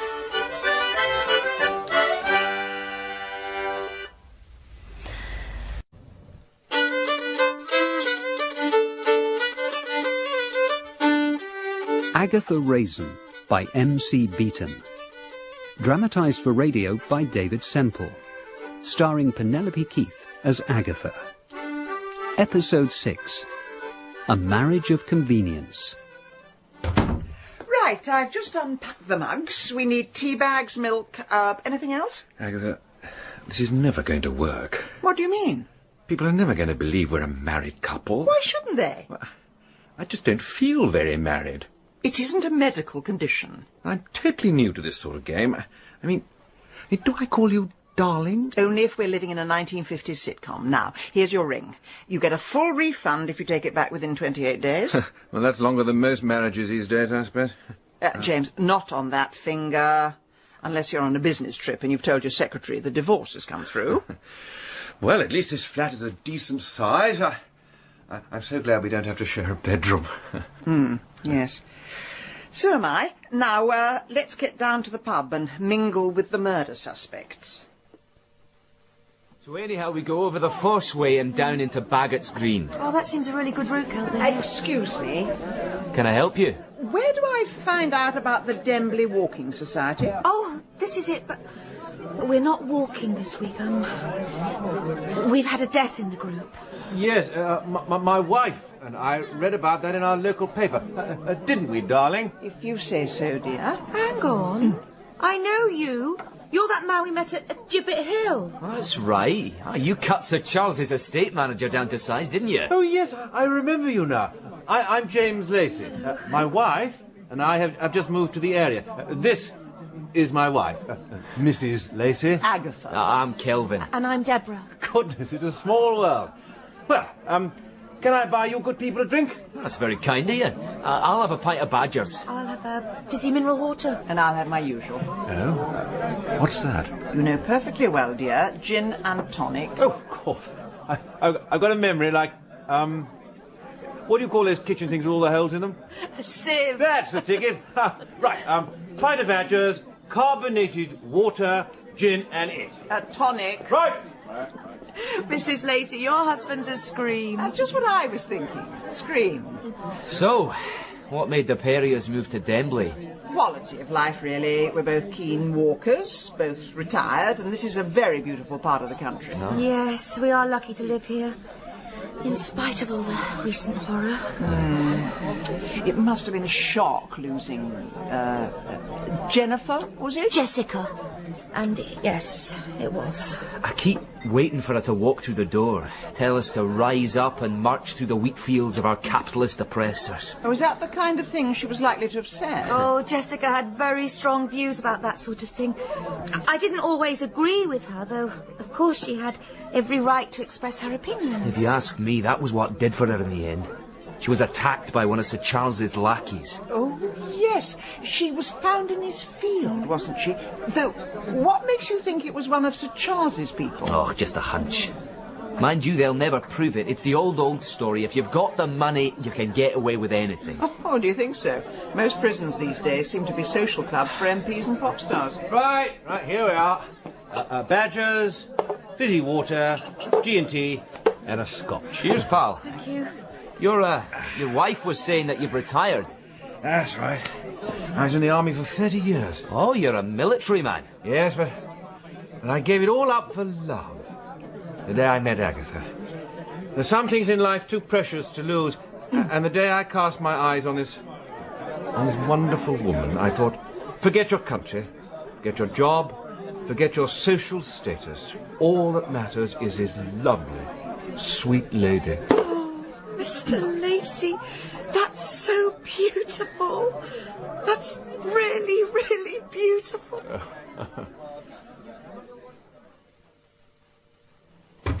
Well, that was the most convincing display of marital bliss since Liza Minnelli last staggered down the aisle. Oh, for heaven's sake, I was only acting. Well, you're a terrible actor. That's not what they said at the Army Benevolent Fund when I gave them my Nanky Poo in the Mikado. No wonder morale is so low in the armed forces. I need a cigarette. Agatha, this is Sir Charles's flat. Does he really want his wallpaper to be sepia-tinted? If you don't shut up, it'll be blood-spattered. Well, thank you for that display of man's evolutionary origins. Anyway, what did you think of young Kelvin? He was giving you some very funny looks. I think he saw right through you. So does that mean he might be feeling a bit guilty? He might think someone's onto him? No, it just means he has a brain. Now, what about Deborah? Sweet little thing, yes. Rather charming, actually. I thought so. Men always go for women like that. Women like what? Little mousy ones who giggle inanely at their jokes. It makes a pleasant change. Now, Deborah was the mediator between the Ramblers and Sir Charles. She's been to Barfield House a couple of times, and she was friendly with Jessica. So, she was familiar with the murder victim and with the scene of the crime. Well, who can that be? Nobody knows we're here. Probably the gas board selling us electricity, or the electricity selling us gas. Afternoon, folks. Bill Wong, how on earth did you manage to find us? It's my business to keep an eye on what's going on round here. You may think we spend all day putting up new speed cameras, but there's more to the job than that. Well, you'll have to get up early to keep an eye on Agatha. I know, I'm thinking of having her electronically tagged. I hear congratulations are in order. Are they? What have we done? Mr. and Mrs. Lacey? Oh, goodness me, sorry. No, can I just clarify? We're not really married. It is just an act. There's no need to sound quite so defensive. Actually, I'm aware of that. And I'm also aware of who owns this flat, and that you're trying to clear his name. Well, the thing is, we really don't think Sir Charles did it. And why is that, then? Because he's got such a nice face? We have our reasons. And I suppose you're here to say, be good, leave it to the police, go home and take up macaroni. No, Mrs. Raisin. It's Mrs. Lacey, please. Mrs. Lacey, you do all sorts of things we couldn't get away with. You go undercover, you tell lies, you generally stick your nose in. Now, obviously, we can't condone that, but I just want you to promise, whatever you find, you give it to me first. Have I ever kept things from you in the past? Frequently. Now, where are you off to next? Well, I'm off to the library to look at back issues of the local newspaper, and I'd also like to have a look at the electoral roll, find out where our suspects live and their nearest relatives. I'll pretend I didn't hear that. Then I suppose our Agatha's going to pay them a visit? No, I want to talk to the neighbours first, get a clearer picture of who these Ramblers are. Oh, I don't like the sound of that. People don't take kindly to strangers snooping on their doorsteps. I won't be snooping. I'll be carrying out market research. It's amazing what people reveal for a £5 gift voucher. Oh, dear me. She's got a clipboard and she's not afraid to use it. Hold on, I'm coming. Yes? Mr. Witherspoon? That's right, and I don't care what you're selling, I ain't having it. I'm from the Council's Core Service Delivery Unit, and I'm conducting a survey on whether people are happy in their neighbourhoods. Whether you feel safe, whether you like your environment, whether you get on with your neighbours. Neighbours, eh? I could tell you a tale or two about them if I had a mind. Well, there's a £5 gift voucher if you can spare the time to help. Is there? Well, what I was going to say is worth £5 of anyone's money. Come in, my ducks, before they see me talking to you. Sit yourself down. Oh, thank you. Now, there are 6 questions I need to ask. How long have you been living here? I've been living here since they built the flats, 1960, 19... Yeah, 1960 will be fine. And do you get on with your neighbours? Well, not as well as what I used to. Here next door, she come from Zanzibar. Don't speak a word of English. I don't speak much Swahili, so there ain't much we can talk about. What about your neighbour across the hallway? No, that's another story, that is. Did you read in the paper about that woman got murdered on Gibbet Hill? I think I might have. Well, that's her lover. What? She's one of them Homo sapiens. You mean homosexuals? There's the one. How do you know about this? I seen it with my own eyes, my dear. I seen things they don't even allow on Channel 4. Mr. Witherspoon, with respect, if they were lovers, I'm surprised they invited you in to watch. Oh, I seen it through the spy holding my door, I did. The two of them kissing goodnight. Well, it started as a kiss, but then they got very excited. And that Jessica, with a huge hand, she stuck her down Thank you, that's absolutely fascinating. I only wish I had a box to tick for it. The love that dare not speak its name, they used to call it. Oh, nowadays it's the love that will not shut up. I don't know what the world's coming to, I really don't. Mr. Lacey, here's the book you requested. Thank you so much. And just let me know if there's anything else you need. I will do. Thank you again. James, I've got something to tell you. Darling, do pull up a chair and try to remember there are people reading. I was talking in a perfectly reasonable volume. Yes, but your talking impinges on those people who have come here to improve their minds. James, you may see the library as a place of learning, but to me it's where old people come to save on their heating bills. You be quiet. Yes, I'm so sorry about my wife. Darling, let's go to the periodical section. Well, have you found anything? Not a lot. I do have an address for Deborah's mother, but the local papers only go back 6 months. I did find some very cheap flights to Barcelona there. Bugger Barcelona. I have what I think we might describe as a bombshell. Well done, you. What is it? Deborah was having an affair with Jessica. What? Dear sweet little Deborah, she couldn't have. They don't all have shaven heads and look like bricklayers. Well, Jessica certainly did. Haven't you seen her picture in the Dembly Gazette? There are lots of reasons why people sleep with each other. Sometimes it's looks, sometimes personality, sometimes it's the bulge in their trousers caused by their wallet. Well, if it was a power thing, I suppose Jessica was a bit of a catch. Oxbridge-educated deputy head teacher. But there's a much bigger fish in the sea now, isn't there? What do you mean? Deborah's been to Barfield House at least 3 times, negotiating on behalf of the Ramblers. You don't think she's after Sir Charles, do you? If my theory is correct, sweet little Deborah is about to bait her hook and dangle it in the water. Deborah, it's so sweet of you to come and visit. Oh, I couldn't bear to think of you alone all weekend. Well, it can get quite terrifying, what with the howling wolves and the ghosts of my ancestors rattling round in their chains. You're always teasing me. Anyway, Gustave will be back on Sunday. You're really lucky to live in such a beautiful house. Beautiful, is it? Baedeker described it as architecturally undistinguished. Still, there will always be critics. I used to visit places like this when I was little, and all the interesting bits seemed to be fenced off with a rope. Those weren't the interesting bits. Those were the staff lavatories. Well, I used to dream that one day the owner would come down, lift up the rope and say, "You don't need to bother with that. Come with me and I'll show you all the hidden nooks and crannies." We were open to the public once. I cannot tell you how soul-destroying it is to have herds of people trampling across one's childhood memories. I could have cheerfully picked up the rope and strangled them with it. I know. People can be ever so disrespectful of beautiful things. I'm fed up with beautiful things. I prefer beautiful people. Oh.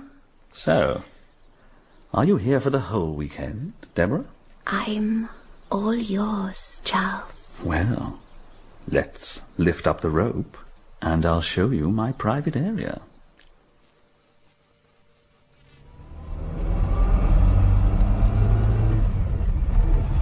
Oh, dear. It's at times like this I really wish I'd taken up watercolours instead. It's Deborah. I know it's Deborah. I can feel it in my gut. But how can you be so certain? I can't be. Which is why we're going to visit her mother. Oh, well, that'll clear it all up. Mrs. Camden, is your daughter a decent sort? Yes, dear, apart from her habit of bumping off ex-lovers. James, I know she'll try and protect her daughter, but something will slip. The police have probably interrogated her till she's blue in the face. But we are not interrogating her. We are 2 journalists writing a sympathetic piece on a local tragedy and all the people affected by it. And which paper are we meant to work for? The Grave Robbers Gazette?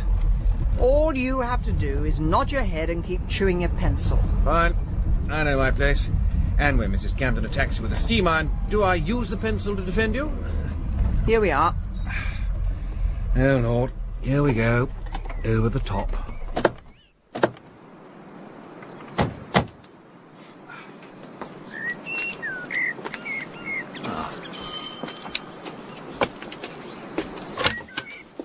Hello. Mrs. Camden? That's right, Pet. My name is Agatha Lacey. I'm the editor of Cotswold Life magazine, and this is my assistant, James. How do you do? Ah, you'll be wanting to talk about the wedding. What? I can hardly believe it. My Deborah and a real-life baronet. What? Yes, it's an absolute fairy tale, which is why my editor is quite lost for words. Let's go inside and you can tell us all about it. Now, my Deborah, she always said she would make something of her life. When she were a kid here, she said to me, "Mum, I'm going to be a teacher." And she worked so hard for her exam. She had no help from her father, mind. He were no use to her. Right, I get the picture. A very well-motivated young person. Yes. So, when she says to me, Ma'am, I'm going to marry Sir Charles Whittaker and live at Barfield House. Oh, I was so happy for her. But they've only known each other a few weeks. Well, that's just the sort of person my Deborah is. If she wants something, nothing will stand in her way. Nothing, or indeed no one. Oh, it's going to be a dream wedding. Everyone will be there. Famous people from the television, maybe even the royal family. I imagine Lord Lucan will put in an appearance. Oh, and they're having a cake with little marzipan models of themselves looking like Romeo and Juliet. Mrs. Campbell. Yes, Pet. Does Sir Charles actually know that he's going to get married? Well, he hasn't got round to asking her yet, but you know what men are like. Yes, indeed. But she said to me, Ma'am, tonight I know it's going to happen. After all these years on the shelf, I finally found my handsome prince. Well, Deborah, that was a wonderful evening. And I never want it to end. All good things must come to an end, my dear. Let's celebrate a very special night. Where did that come from? I always keep a bottle by my bedside. Cheers. Cheers. Here's to our future. Yes, to both our futures.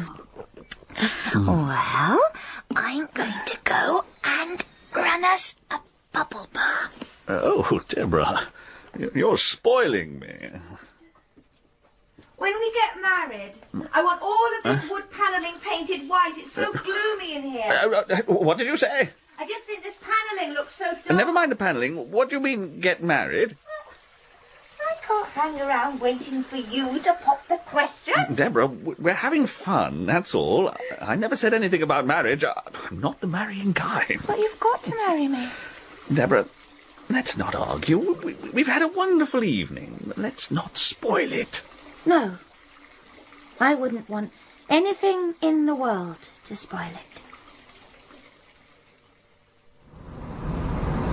Do you have to drive so fast? I keep thinking we're going to crash into a sheep or something. What would a sheep be doing out at this time of night? I don't know. Sleepwalking. Come on. There's got to be a quicker route. Oh. James, put a cigarette in my mouth. What? It helps me to think. No, it doesn't. It clogs up your arteries and makes you irritable. No, James, you do that. Just put it in my mouth. They're on the dashboard. There. Come on. Oh, sorry, I've never been any good with these. You'll just have to wait. Oh, will you stop faffing about and get here?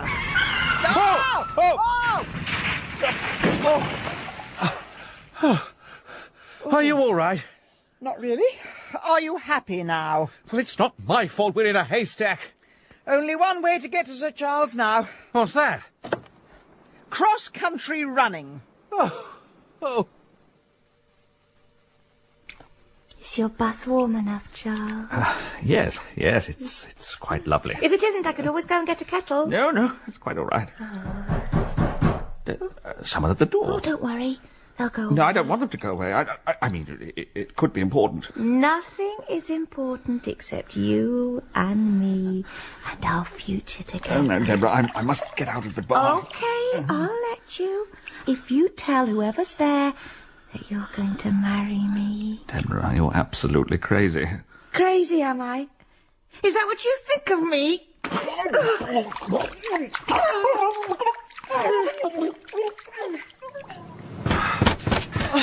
It's no good. He's not going to answer. James, we have got to get into the house. I'm sure I heard shouting. In that case, this calls for action. Get out of my way, Aggie. Let's see if I can still pull off the old unarmed combat training. 1, 2, 3. Oh! Obviously not. What did you do that for? Because I love the sound of my shoulder dislocating. Honestly. Let's try the tradesman's entrance.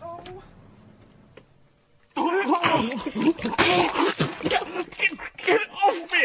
You only knew all the things I've done for you. Let me go! All the things I had to get rid of to get to you. It was you! You killed Jessica! Yes, Charles. And I don't want to kill anyone else, so do as I say. You get dressed, and we'll go downstairs and talk about the wedding. Deborah! Just let him go! Mrs. Lacey, Charles and I have the most wonderful news. Come here, Deborah. Just come here. Don't talk to me like that, I'm not a dog. Right, everyone take it easy. And tell me what's going on. Bill, thank goodness you're here. Deborah has something to say to you. Hello, Constable.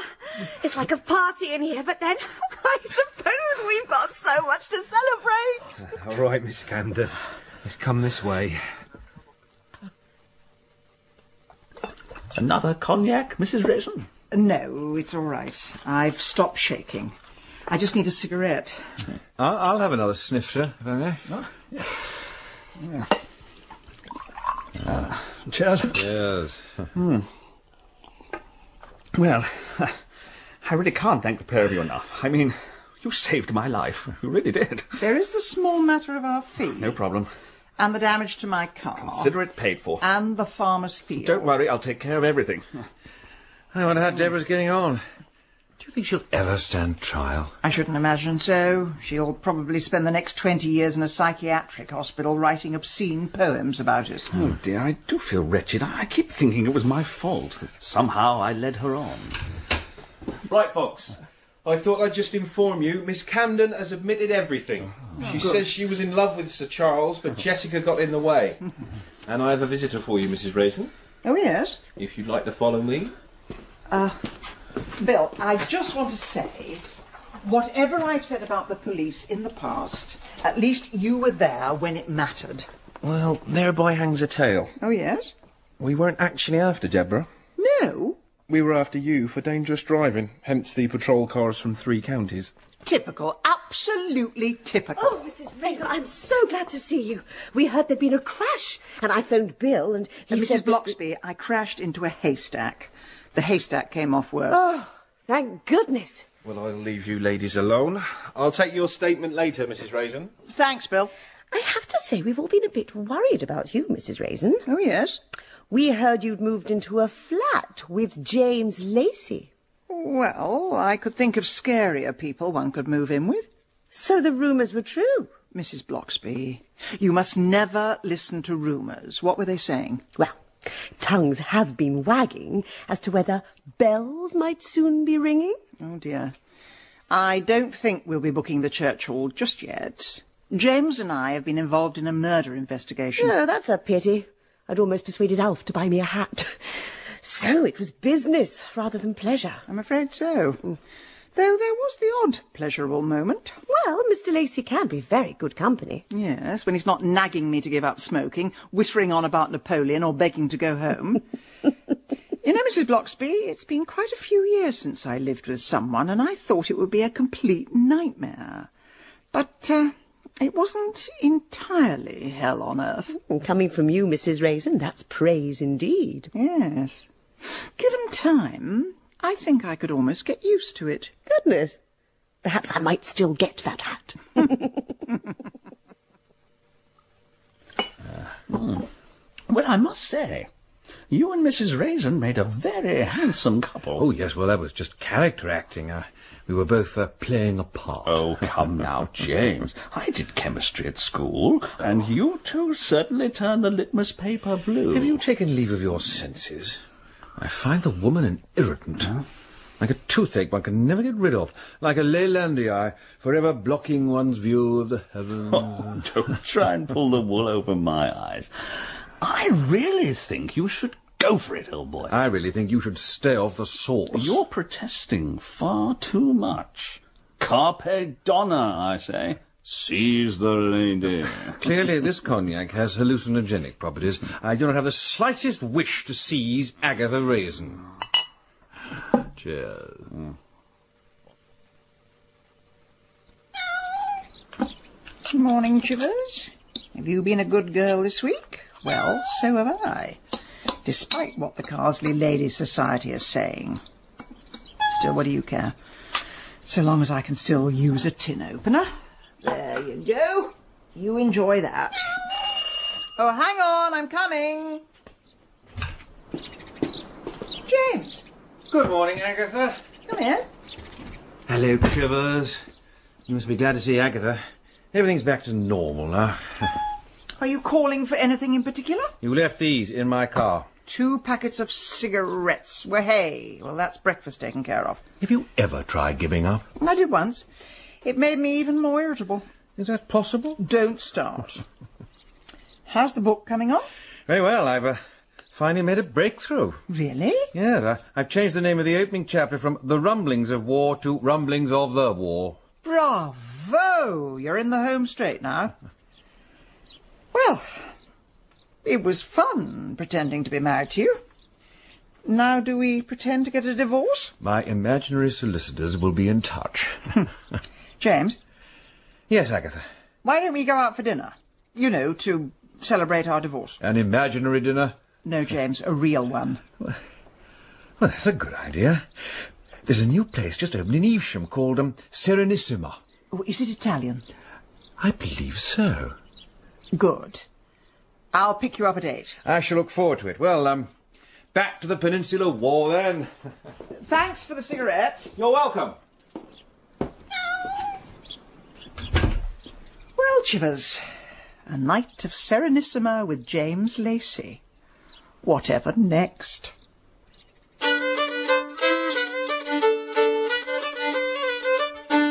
In Agatha Raisin, Penelope Keith starred as Agatha, and Malcolm Sinclair was James. Mrs. Bloxby was played by Liza Sadovy, and D.C. Wong by Ben Crow, with Rachel Atkins as Deborah, Philip Fox as Sir Charles, and Bertie Carvel as Kelvin. Agatha Raisin was dramatised by David Semple from the novel by M.C. Beaton, and the producer was Carol Smith.